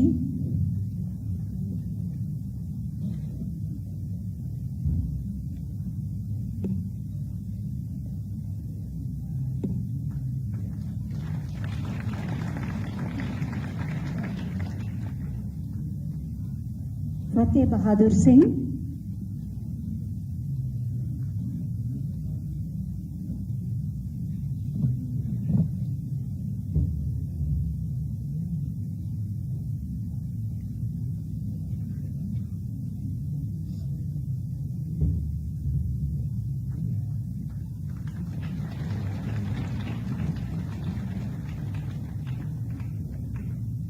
प्रीति,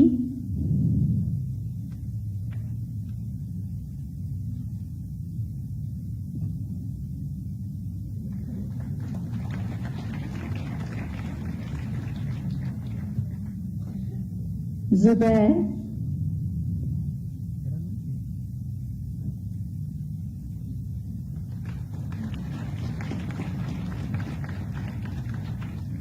परशुराम रावत,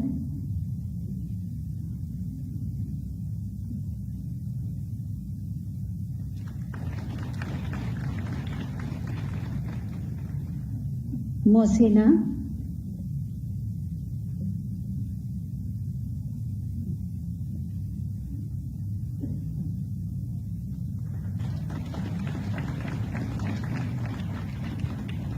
रफीक,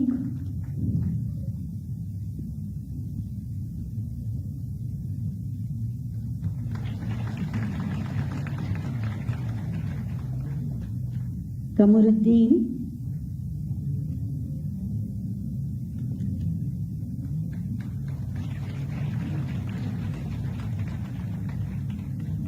और गुलपासा।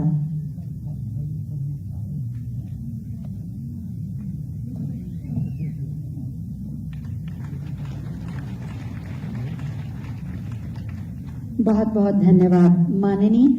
इस समय प्रतीक के रूप में 15 लोगों को ये आयुष्मान कार्ड दिए गए और आज ही के दिन इसी समय सभी जनपद और ब्लॉक में आज 1 लाख लोगों को ये कार्ड वितरित किए जाएंगे। अंत्योदय की मूल प्रेरणा सुरक्षा की प्रतिबद्धता और विकास के संकल्प के साथ नए भारत के नए उत्तर प्रदेश का निर्माण कर रहे हैं माननीय मुख्यमंत्री माननीय श्री योगी आदित्यनाथ जी।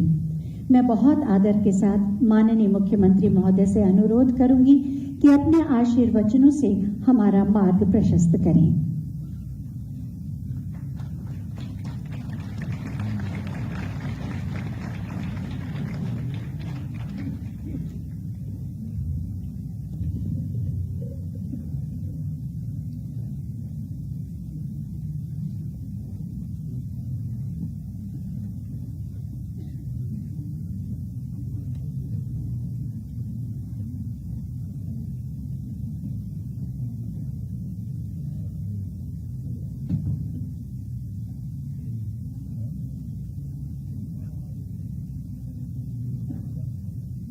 कोरोना प्रबंधन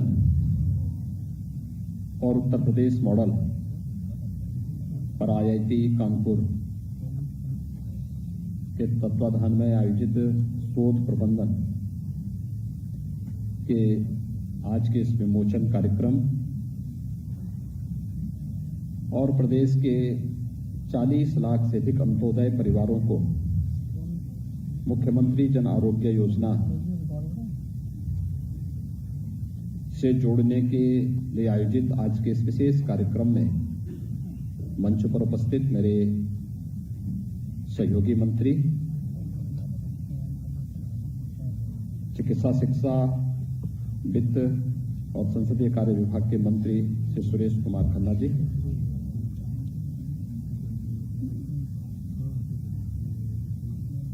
स्वास्थ्य और चिकित्सा के मंत्री श्री जयप्रताप सिंह जी,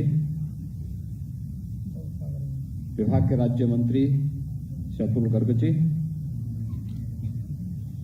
आज के इस विशेष कार्यक्रम में उपस्थित सदस्य नीति आयोग डॉक्टर विनोद पॉल जी, निदेशक आईआईटी कानपुर से अभय कानिंकर जी और जिन्होंने शोध प्रबंध को यूपी मॉडल के रूप में यहां पर आज हम सबके सामने प्रस्तुत किया है, आईआईटी कानपुर के वरिष्ठ प्राध्यापक प्रोफेसर मनिंदर अग्रवाल जी, प्रदेश के मुख्य सचिव आर के तिवारी जी, अपर मुख्य सचिव स्वास्थ्य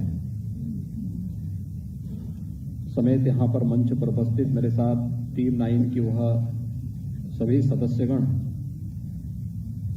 जो कोरोना कालखंड में, इनमें से ज्यादातर सदस्य ऐसे हैं जो मेरे साथ पहले दिन से यानी 25 मार्च 2020 से कोरोना प्रबंधन के इस कार्य के साथ जुड़े हैं।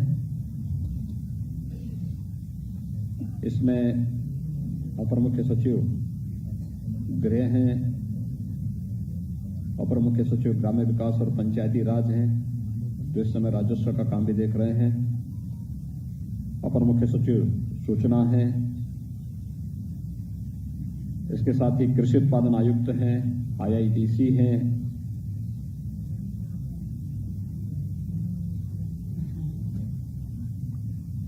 प्रदेश के पुलिस महानिदेशक हैं और वे सभी प्रमुख सचिव चिकित्सा शिक्षा हैं। तो पहले दिन से इस पूरे कार्यक्रम के साथ मेरे साथ जुड़े हुए हैं, आज इस मंच पर उपस्थित हुए हैं। चिकित्सा स्वास्थ्य से जुड़े हुए सभी अधिकारीगण और उपस्थित भाइयों बहनों, एक साथ दो कार्यक्रम यहां पर आयोजित हो रहे हैं। एक और हम प्रदेश के 40 लाख से अधिक अंत्योदय परिवार जो प्रधानमंत्री जन आरोग्य योजना यानी आयुष्मान भारत की योजना से आच्छादित होने से रह गए थे, उन्हें आज मुख्यमंत्री जन आरोग्य योजना के अंतर्गत आच्छादन का एक कार्यक्रम चल रहा है। प्रदेश में एक बड़ी आबादी इससे लाभान्वित होगी। हम सब जानते हैं कि आदरणीय प्रधानमंत्री जी ने आज से 3 वर्ष पहले दुनिया की सबसे बड़ी स्वास्थ्य बीमा का कवर आयुष्मान भारत प्रारंभ किया था और आयुष्मान भारत देश के अंदर 50 करोड़ लोगों को इस योजना से प्रतिवर्ष 5 लाख का स्वास्थ्य बीमा का कवर दे रहा है। तो उत्तर प्रदेश के अंदर 6 करोड़ लोग आयुष्मान भारत के साथ प्रत्यक्ष और अप्रत्यक्ष रूप से जुड़े हुए हैं। लेकिन चूंकि 2011 की जनगणना के उन आंकड़ों के अनुसार इसमें ICCC के सर्वे के अनुसार जो बहुत सारे परिवार ऐसे थे जो छूट गए थे, वे भी अपने आप को भी उपेक्षित महसूस न करें, इसके लिए राज्य सरकार ने पहले चरण में जब सर्वे किया, इस प्रकार के लोगों की शिकायतें आ रही थी, तो हम लोगों ने ऐसे 8,43,000 परिवारों को, यानी 8,43,000 का मतलब उस समय भी अगर इस संख्या हम देखेंगे तो लगभग यह संख्या काफी हद तक, मुझे लगता है लगभग 45 लाख के आसपास की संख्या ऐसी थी जिनको हम लोगों को उस समय इसके साथ हम लोगों ने उस समय जोड़ा था। और बाद में तय हुआ कि अंत्योदय परिवार से जुड़े हुए जितने भी परिवार वंचित हैं उन सभी को हम इस योजना के साथ जोड़ेंगे। हम लोगों ने प्रदेश के अंदर जितने भी हमारे प्रवासी और निवासी श्रमिक हैं, उन जिनका रजिस्ट्रेशन श्रम विभाग में है, बीओसी बोर्ड में जिन्होंने अपना रजिस्ट्रेशन करा रखा है, उन सबको तो हम लोग 2 लाख रुपए की सामाजिक सुरक्षा की बीमा भी दे रहे हैं और 5 लाख रुपए की स्वास्थ्य बीमा का कवर भी हम इस योजना के अंतर्गत उन्हें पहले ही उपलब्ध करा रहे हैं। लेकिन साथ साथ वे प्रवासी कामगार और श्रमिक भी जो उत्तर प्रदेश के निवासी हैं, उत्तर प्रदेश के अंदर, उत्तर प्रदेश के बाहर, वे निवासी हों या प्रवासी हों, उन सभी श्रमिकों को भी हम लोगों ने 2 लाख रुपए की सामाजिक सुरक्षा और 5 लाख रुपए का स्वास्थ्य बीमा का कवर भी दिया है। यानी प्रधानमंत्री जी का उस सपना कि हर एक व्यक्ति को स्वास्थ्य सुविधा की सुविधा प्राप्त होनी चाहिए और 5 लाख रुपए की स्वास्थ्य बीमा का कवर प्राप्त होना चाहिए। सबसे बड़ी आबादी का राज्य उस लक्ष्य को प्राप्त करने की ओर तेजी से अग्रसर हुआ है। मैं इस अवसर पर आज जब प्रदेश के अंदर 40 लाख से अधिक परिवारों को ये सुविधा उपलब्ध हो रही है, जिसमें 1 करोड़ से अधिक लोग लाभान्वित होंगे, इस अवसर पर यहाँ प्रदेश की राजधानी लखनऊ में और प्रदेश के विभिन्न जनपदों में विकासखंड स्तर पर जो समारोह आज आयोजित हो रहे हैं, वहां पर उपस्थित उन सभी नागरिकों को जो आज इस सुविधा से आच्छादित होंगे, उन सबको और जो आने वाले समय में भी होंगे, उन सभी को मैं इस अवसर पर हृदय से बधाई देता हूं, उन सबको प्रति अपनी शुभकामनाएं व्यक्त करता हूं। आयुष्मान भारत ने स्वास्थ्य क्षेत्र में आम जन के मन में जागरूकता के साथ साथ उसको जीने के लिए एक नई राह दिखाई है और हर व्यक्ति के मन में एक उत्सुकता बढ़ी है। पहले वह डॉक्टर के पास नहीं जाता था, पता नहीं डॉक्टर कितना खर्चा बता देगा। मैं शहर में जाऊंगा तो कोई कॉर्पोरेट हॉस्पिटल है या बड़ा चिकित्सालय है, उसको बाहरी स्वरूप देख करके ये गरीब व्यक्ति डर जाता था। लेकिन हम सब आभारी हैं प्रधानमंत्री मोदी जी के, जिन्होंने हर व्यक्ति को, चाहे वह किसी भी हॉस्पिटल में, इम्पैनल्ड हॉस्पिटल कोई भी है, और हर बड़ा हॉस्पिटल आज के दिन पर आयुष्मान भारत में इम्पैनल्ड है, वह हर व्यक्ति वहां आज अपना उपचार बेझिझक करा सकता है। 5 लाख रुपए तक की स्वास्थ्य बीमा से आच्छादित होने के बाद बेझिझक वहां अपना उपचार करा सकता है। अगर यह श्रेय किसी को दिया जा सकता है तो देश के यशस्वी प्रधानमंत्री श्री नरेंद्र मोदी जी को दिया जा सकता है। मैं इस अवसर पर जब हम 1 करोड़ नए लोगों को इस योजना के साथ जोड़ रहे हैं, तो इन सभी योजनाओं के प्रेरणा स्रोत प्रधानमंत्री मोदी जी का हृदय से आभार व्यक्त करते हुए इन सभी नए परिवारों को भी मैं इस अवसर पर अभिनंदन करता हूं। और मुझे लगता है कि विजयादशमी के अवसर पर उनकी आरोग्यता की कामना करते हुए इस योजना उनके लिए और परिवार के लिए फलदायी हो, इसके लिए मैं उन सभी को अपनी शुभकामनाएं भी देता हूं। हम सब जानते हैं हेल्थ इंफ्रास्ट्रक्चर पर प्रधानमंत्री जी का विशेष जोर रहा है। पहले देश के अंदर एक एम्स हुआ करता था दिल्ली में। सरदेव अटल बिहारी वाजपेयी जी ने 6 एम्स किए। 2004 के बाद इनकी गति धीमी पड़ गई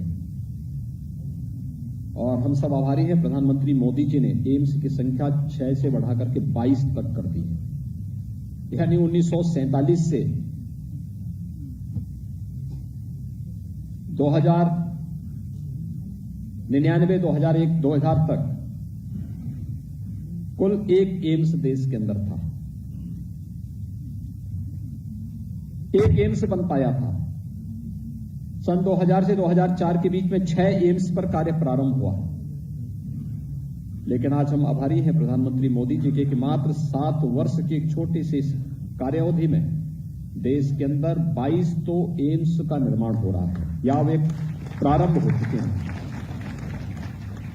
और 22 एम्स के साथ ही प्रधानमंत्री स्वास्थ्य सुरक्षा योजना के अंतर्गत मेडिकल कॉलेजेस का जो हेल्थ इंफ्रास्ट्रक्चर डेवलपमेंट के लिए जो कार्य, अभूतपूर्व कार्य हुआ है। मुझे याद है 1947 से 2016-17 के बीच में उत्तर प्रदेश में केवल 12 से 15 मेडिकल कॉलेज बन पाए थे। उत्तर प्रदेश एक बड़ी आबादी का राज्य है, सभ्यता और संस्कृति की आधार स्तंभ है। भारत की आत्मा बसती है उत्तर प्रदेश में। और उत्तर प्रदेश जैसे राज्य को हेल्थ के सेक्टर में कितना उपेक्षित करके छोड़ा हुआ था। मेडिकल कॉलेज सीमित संख्या में, 12 से 15 मेडिकल कॉलेज आजादी के बाद मात्र 70 वर्षों में खुल पाए थे। और आज मुझे बताते हुए प्रसन्नता है कि 75 जनपद हैं उत्तर प्रदेश के। 75 जनपदों में से 16 जनपदों को छोड़ दें जहां पर हम अभी कोई सरकारी मेडिकल कॉलेज नहीं दे पाए हैं, तो बाकी सभी 49 जनपदों में सरकारी मेडिकल कॉलेज या प्राइवेट मेडिकल कॉलेज का एक अच्छा हेल्थ इंफ्रास्ट्रक्चर हम लोग वर्तमान में खड़ा करने में पूरी तरह सफल हैं। उधर हम लोग उस इंफ्रास्ट्रक्चर को खड़ा कर रहे हैं। और जो 16 जनपद हैं, इन 16 जनपदों के लिए भी हम लोगों ने पीपीपी मोड पर एक स्कीम निकाल दी है कि वहां पर सरकार और निजी क्षेत्र मिलकर के मेडिकल कॉलेज की स्थापना करके हम हेल्थ इंफ्रास्ट्रक्चर को और मजबूत करेंगे। और उस दिशा में प्रदेश सरकार, यानी जब हमारा 5 साल का कार्यकाल पूरा होगा राज्य सरकार का, तब प्रदेश के सभी 75 जनपदों में एक मेडिकल कॉलेज अवश्य होगा। और इस लक्ष्य के दिशा में एक नया प्रयास वर्तमान में प्रारंभ हुआ है। इसकी अहमियत क्या है? तो अहमियत इसकी यही है कि अगर हमारे पास 2014 में प्रधानमंत्री मोदी जी ने हेल्थ इंफ्रास्ट्रक्चर पर जोर नहीं दिया होता तो कोरोना जैसी महामारी के दौरान हम कहां ठहरते, कहां लोगों को एडमिट करते, कहां पे स्वास्थ्य सुविधाएं उपलब्ध करवाते। आज हमारे पास उत्तर प्रदेश जैसे राज्य में 1,80,000 बेड्स हमारे पास मौजूद है, जो केवल कोरोना उपचार के लिए हम लोगों ने इस दौरान प्रदेश के अंदर न केवल उनको यहां पर कोविड के लिए तैयार किया, बल्कि वहां पर हम लोगों ने उतना मैन पावर भी उपलब्ध कराया। उत्तर प्रदेश जैसे राज्य में कोविड जांच की कोई सुविधा नहीं थी। जब यहां पे 6 मार्च को पहला उत्तर प्रदेश के अंदर कोविड का पहला पेशेंट सामने आया था, पहला पॉजिटिव केस आया था, हमारे पास टेस्ट की सुविधा नहीं थी। हमें एनआईवी पुणे भेजना पड़ा था, पेशेंट को सफदरजंग दिल्ली भेजना पड़ा था, नोएडा में आए थे, इसके बाद उनको भी वहीं भेजना पड़ा था। और हमारे पास पहली टेस्ट लैब स्थापित हुई थी केजीएमयू लखनऊ में, और ये हुई थी 23 मार्च 2020 को, जिसमें केवल 72 टेस्ट प्रतिदिन हम कर सकते थे। उस समय हम लोगों को बड़ी मशक्कत करनी पड़ती थी। मैं स्वास्थ्य विभाग से कहता था कि नहीं, स्वास्थ्य विभाग को भी, चिकित्सा शिक्षा विभाग को भी। हमने कहा इसको 72 को आगे बढ़ाइए। कहते साहब 72 पर्याप्त है। मैंने कहा नहीं, पर्याप्त नहीं है, इसको तत्काल पहले 100 कर दीजिए। 100 जिस दिन हुआ, मैंने कहा इसको 1000 तक पहुंचाइए। कहा कोई आवश्यकता नहीं। मैंने कहा नहीं, पढ़ाइए। 1000 हुआ, हमने उसी दिन कहा इसको 10,000 तक पहुंचाइए। 10,000 हुआ, मैंने कहा इसको 25,000 तक पहुंचाइए। कहते आवश्यकता नहीं पड़ेगी। मैं कहता आवश्यकता पड़ेगी, अभी आप देखना। और पहुंचाते पहुंचाते हम लोग उत्तर प्रदेश में 4 लाख टेस्ट प्रतिदिन करने की क्षमता विकसित कर चुके हैं। टेस्ट यानी ट्रेस है, टेस्ट है, ट्रीट है, एंटी का है। ये 4T का जो मंत्र दिया है प्रधानमंत्री मोदी जी ने दिया। ये 4T होंगे, इसका पालन करोगे तो कोरोना वैसे ही छू मंतर होगा जैसे उत्तर प्रदेश जैसी सबसे बड़ी आबादी के राज्य में है। मैं आज सुबह में 25 मार्च 2020 से लगातार कोविड के लिए पहले लहर में हम लोगों ने, फर्स्ट वेव में हम लोगों ने टीम 11 गठित की थी, और सेकेंड वेव में टीम 9 गठित की थी। मुझे लगता है कि बहुत कम दिन ऐसे रहे होंगे जिस दिन मैंने इस बैठक को न लिया हो। शेष हर दिन हमारी ये बैठक, आज भी हमने सुबह ये बैठक ली है। सुबह 10 बजे ही टीम 9 से सभी सदस्य मिले, आधे घंटे के लिए मिलते हैं, लेकिन हर एक विभाग क्या करता है। ये केवल हेल्थ का काम नहीं, हेल्थ विभाग ही इसमें अकेले काम नहीं करेगा, उसमें सभी विभागों ने मिलकर काम किया। एक टीम वर्क है ये, एक साथ मिलकर के जब काम करेंगे। और यह मॉडल हम लोगों ने पहले अपनाया था 2017 में इंसेफ्लाइटिस उन्मूलन के लिए। इंसेफ्लाइटिस से उत्तर प्रदेश के 38 जनपद थे, और पूर्वी उत्तर प्रदेश के 7 जनपद तो ऐसे थे जहां पर मध्य जुलाई से लेकर मध्य नवंबर तक 1500 से लेकर 2000 बच्चों की मौत होती थी। 1500 से 2000 बच्चे मरते थे उससे। लेकिन हम लोगों ने जब प्रदेश के अंदर स्वच्छ भारत मिशन की स्थिति 2017 के पहले राज्य सरकार की रुचि नहीं थी। पेयजल उपलब्ध हो, शुद्ध पेयजल हो, इसके में भी रुचि नहीं थी। लेकिन 2017 के बाद जब इस 2 पर ध्यान देते हुए अंतर विभागीय समन्वय समिति बनाई, कन्वर्जेंस में और एक टीम वर्क में कितनी ताकत है। पहला मॉडल हमारा खड़ा हुआ था इंसेफ्लाइटिस उन्मूलन के लिए। आज मुझे बताते हुए प्रसन्नता है कि स्वच्छ भारत मिशन और जल जीवन मिशन, इन 2 योजनाओं को ईमानदारी से लागू करने का परिणाम क्या रहा। हमारे विभागों ने, स्वास्थ्य विभाग, ग्रामीण विकास और पंचायती राज, चिकित्सा शिक्षा, नगर विकास, बाल विकास और पुष्टाहार, बेसिक और माध्यमिक शिक्षा, दिव्यांगजन और समाज कल्याण विभाग, इन सभी ने मिलकर के जब काम प्रारंभ किया, लोग कहते थे ग्रामीण विकास और पंचायती राज क्या करेगा। हमने कहा स्वच्छता और सैनिटाइजेशन के साथ साथ शुद्ध पेयजल ग्रामीण क्षेत्र में उपलब्ध कराएगा। नगर विकास, स्वच्छता पे ध्यान दें, हर घर में शौचालय हो, जो वंचित है उनके शौचालय बन जाए, खुले में शौच से मुक्त रखिए। परिणाम आज आप देखते होंगे पूर्वी उत्तर प्रदेश में हाहाकार मचा रहता था। इस समय मौतें होती थी, व्यापक पैमाने पे होती थी। जो कि मरने वाला वहां पे उस समय गरीब था, कमजोर तबके का व्यक्ति था, कोई नहीं पूछता था। मीडिया की सुर्खियों की भी खबर नहीं बनती थी। मुझे याद 2017 में जब हम लोगों ने इंसेफ्लाइटिस उन्मूलन का अभियान कुशीनगर से प्रारंभ किया तो हम लोगों ने सबसे पहला काम स्वच्छता अभियान के साथ शुरू किया और उन परिवारों को साबुन वितरित किए। तो मीडिया 3 दिन तक मेरे खिलाफ ट्रायल चलाया था, देखो गरीबों का अपमान कर रहे हैं। यानी हम साबुन वितरित कर रहे हैं कि साफ सफाई की व्यवस्था कैसे होनी चाहिए और हाथ धोएं। आप कहीं जा रहे हैं, कोई चीज छूते हैं तो साबुन से हाथ धोना चाहिए। तो तमाम राजनीतिक दलों ने मेरे खिलाफ अभियान चलाया कि देखो गरीबों का अपमान हो रहा है,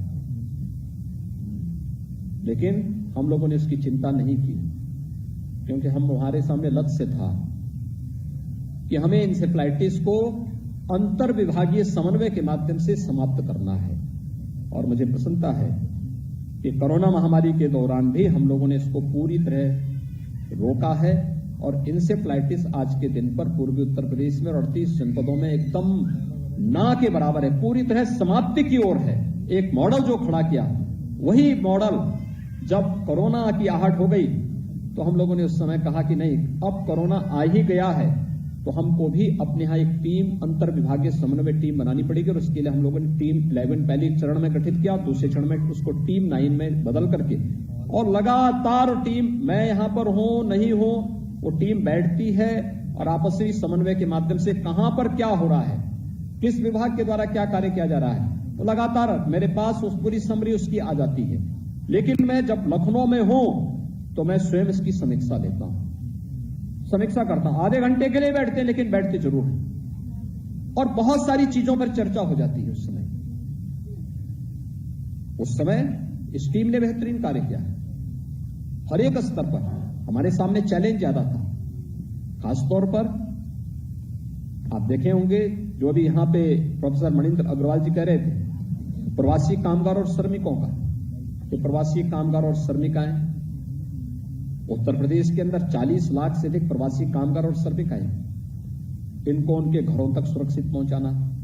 उससे पहले उत्तर प्रदेश के लिए हमारे 15,000 बच्चे कोटा में कोचिंग कर रहे थे। लॉकडाउन अचानक लागू होने के बाद उनके सामने बड़ी समस्या खड़ी हो गई, उनको कैसे पहुंचाना है, इसके बारे में। प्रयागराज में प्रतियोगी परीक्षाओं की तैयारी कर रहे 15,000 बच्चों को उनके घरों तक पहुंचाने की व्यवस्था और 40 लाख प्रवासी कामगार और श्रमिक सुरक्षित अपने घरों तक पहुंच जाए, यह भी एक चैलेंज था। और उन सभी को, लेकिन महामारी है, महामारी के दौरान समस्याएं आ रही थी। गृह विभाग के नेतृत्व में टीम गठित कर दी गई। ऑक्सीजन एक एक टैंकर में कहीं कोई छीना झपटी न हो, आगे पीछे पुलिस के पेट्रोलिंग चलती थी। टैंकर को से गंतव्य तक पहुंचाना, गंतव्य तक पहुंचाने के बाद वहां पर ऑक्सीजन की ऑडिट की व्यवस्था हो। आपने देखा होगा बहुत सारे राज्य जो ऑक्सीजन चिल्ला रहे थे, जब भारत सरकार ने ऑक्सीजन ऑडिट का आदेश कर दिया तो उनकी डिमांड भी आधी हो गई। यानी इस क्राइसिस में भी और महामारी की इस क्राइसिस में भी वे पॉलिटिकल ब्लैकमेलिंग पर उतर आए थे।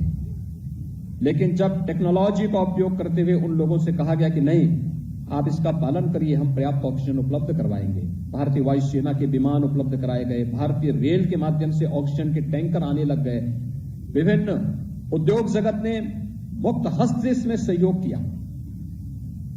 जो रिजल्ट सामने आए, हमने बहुत शीघ्र उसको नियंत्रण भी उसको प्राप्त किया और हम आभारी हैं प्रधानमंत्री मोदी जी के।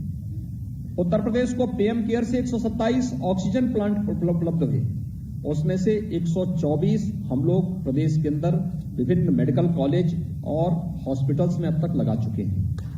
कुल 549 यानी लगभग 549 ऑक्सीजन प्लांट हमारे प्रदेश के अंदर लगने हैं, जिनमें लगभग हम लोग 497 ऑक्सीजन प्लांट अब तक स्थापित कर चुके हैं। और ये ऑक्सीजन में भी आत्मनिर्भरता की दिशा में हम लोगों ने कदम बढ़ाया।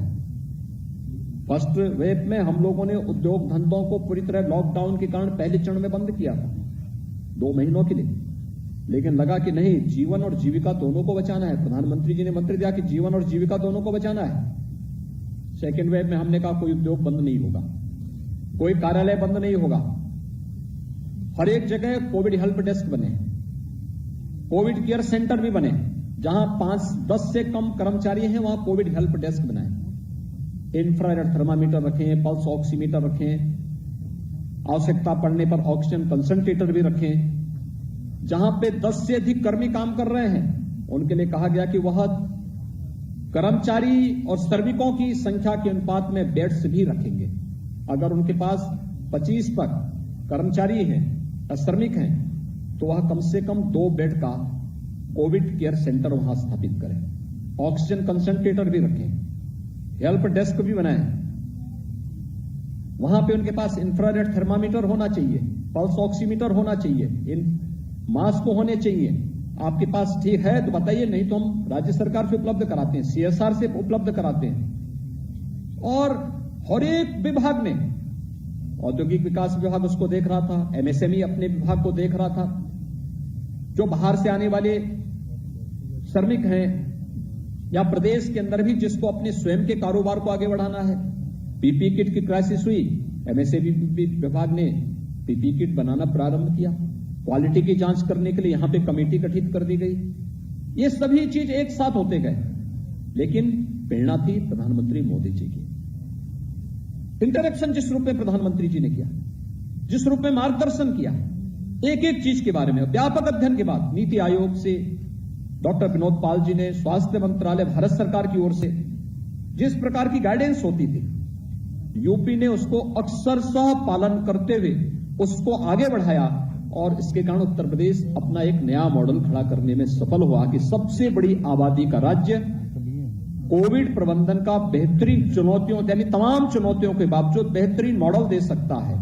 और यह उत्तर प्रदेश ने करके दिखाया, इसलिए क्योंकि हम लोगों ने यहां पर उसको लागू किया जो प्रधानमंत्री मोदी जी का संकल्प था, जिसको वो चाहते थे, जिस तर्ज पर चाहते थे, हम लोगों ने इसी तर्ज पर इसको आगे बढ़ाने का कार्य किया और आज उसका परिणाम हमारे सामने है। मैं आज सुबह की बैठक में देख रहा था, कुल प्रदेश के अंदर आज 13 कोविड पॉजिटिव केस आए हैं,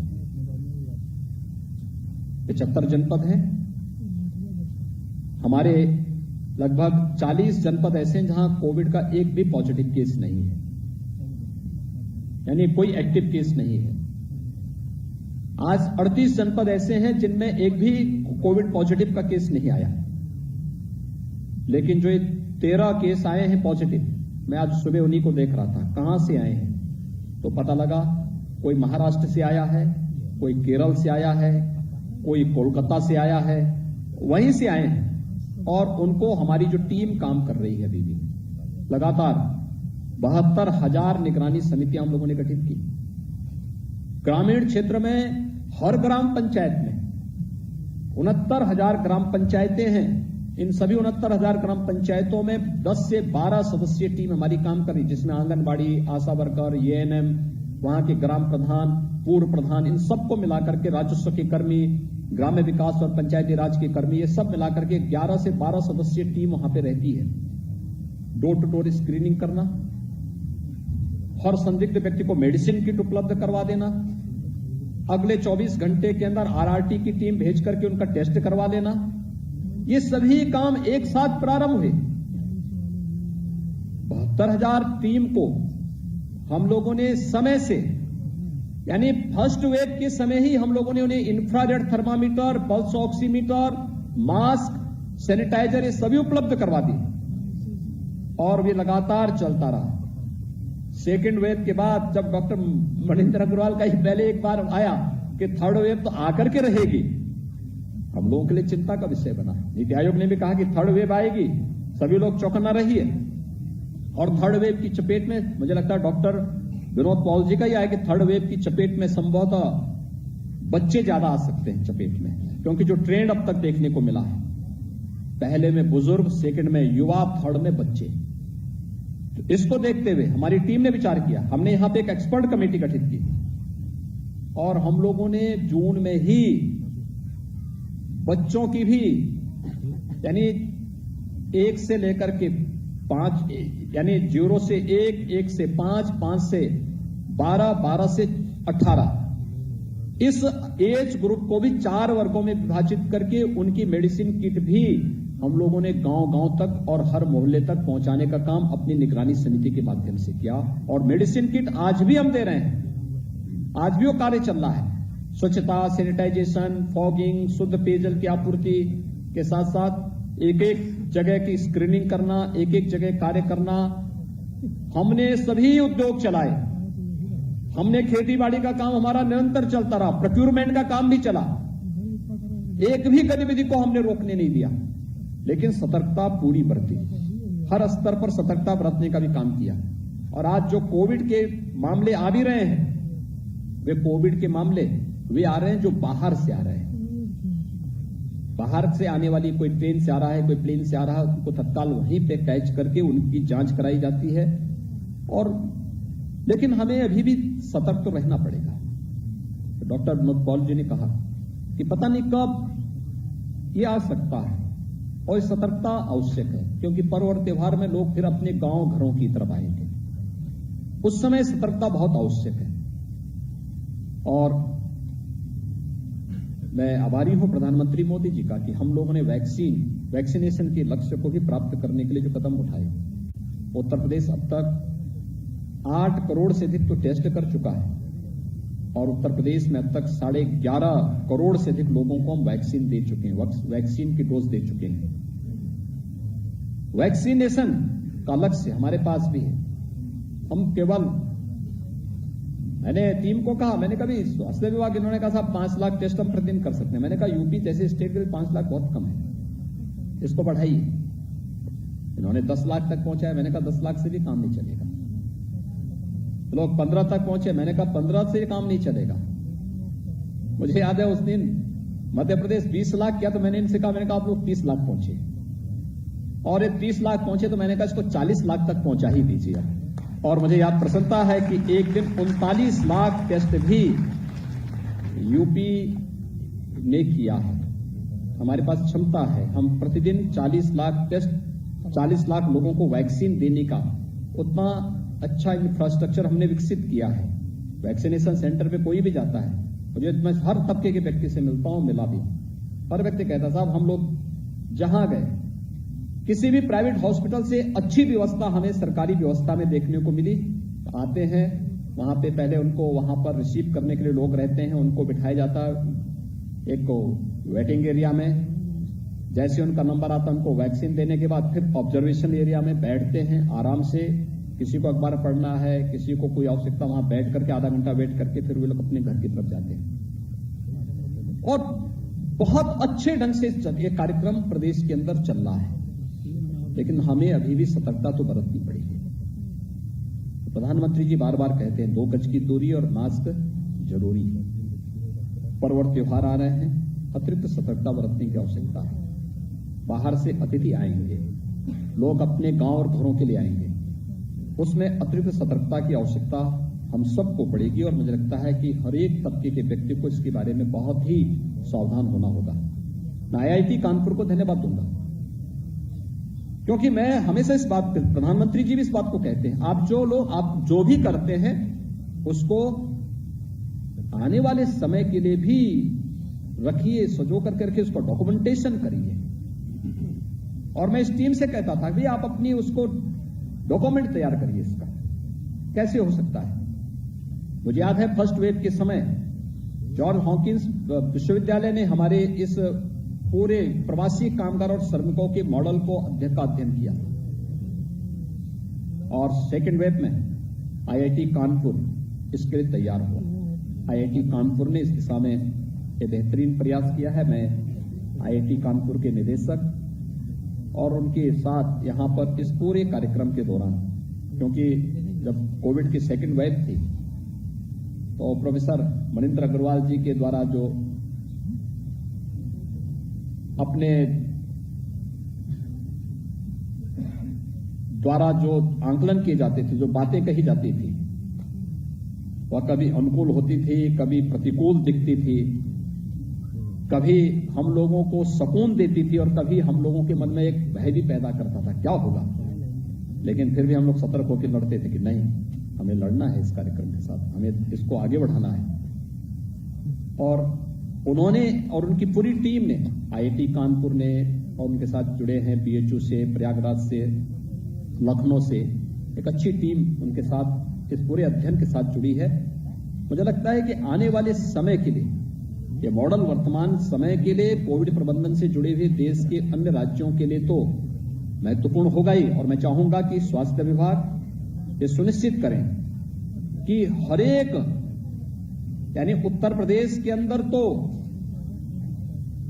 हर जनप्रतिनिधि को जरूर भेजें, हर जिले को भेजें जो ये इसकी प्रतियां, लेकिन देश के अंदर भी अलग अलग राज्यों, यानी स्वास्थ्य मंत्रालय भारत सरकार के साथ साथ हर राज्य के स्वास्थ्य विभाग को भी ये इसकी प्रति उपलब्ध करवाई जाए कि कैसे इस कार्यक्रम को आगे बढ़ाने का कार्य किया। अगर इसमें कुछ भी हम लोग उत्तर प्रदेश का ये मॉडल देश के अंदर लोगों को राहत दे सकने में योगदान दे पाएगा, तो मुझे लगता है कि प्रधानमंत्री मोदी जी का संकल्प हर एक व्यक्ति को जीवन और जीविका बचाने की जो एक कवायद है, सेकेंड वेव के दौरान उत्तर प्रदेश ने उसको बहुत अच्छे तरीके से प्रस्तुत करने का प्रयास किया, और IIT कानपुर ने उसको अपने इस डॉक्यूमेंटेशन के माध्यम से, प्रस्तुतिकरण, इस शोध प्रबंध के माध्यम से उन्होंने यहां पर प्रस्तुत किया, जिसमें उन्होंने कोविड संग्राम, यूपी मॉडल, नीति, युक्ति और परिणाम, इस विषय से संबंधित जो यहां पर आज इन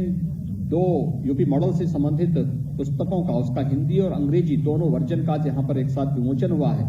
मैं इसके लिए IIT कानपुर को और उनकी पूरी टीम को हृदय से धन्यवाद देता हूं, उनका अभिनंदन करता हूं। मैं इस अवसर पर स्वास्थ्य विभाग और उनकी पूरी टीम को भी हृदय से धन्यवाद देता हूं कि आज एक साथ प्रदेश के अंदर 1 करोड़ से अधिक लोग जो अंत्योदय कार्ड धारक थे और आयुष्मान भारत से वंचित थे, वे सभी लोग आज इस योजना के साथ जुड़ रहे हैं। समय से इस अभियान को आगे बढ़ाएं। गोल्डन कार्ड तेजी के साथ आगे करने की आवश्यकता है। जो हमारा हर रविवार के दिन आरोग्य मेला लगता है हर प्राथमिक स्वास्थ्य केंद्र पर, उस प्राथमिक स्वास्थ्य केंद्र पर हर उस व्यक्ति को जो इस योजना से आच्छादित होना चाहता है उसका गोल्डन कार्ड जरूर बने। यद्यपि सरकारी हॉस्पिटल में हमारे यहां फ्री में उपचार की सुविधा है, और इसी लालच से बहुत सारे लोग अपना गोल्डन कार्ड नहीं बनाते, लेकिन मुझे लगता है कि उसको बनाना चाहिए और इस सुविधा के साथ जुड़ना चाहिए।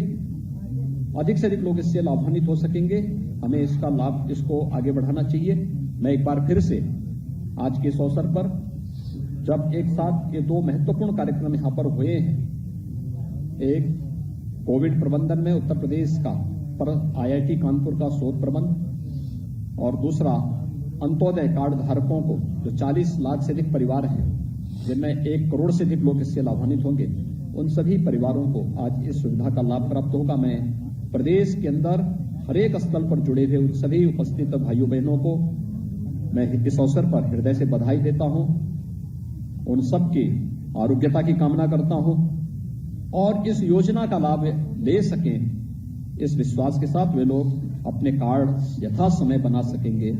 और हमारी पूरी टीम इस कार्यक्रम के साथ, जो जिले स्तर की है, विकासखंड स्तर की है, राज्य स्तर की, इसकी व्यापक समीक्षा करते हुए उन तक पहुंचाने का कार्य कर सकेंगे।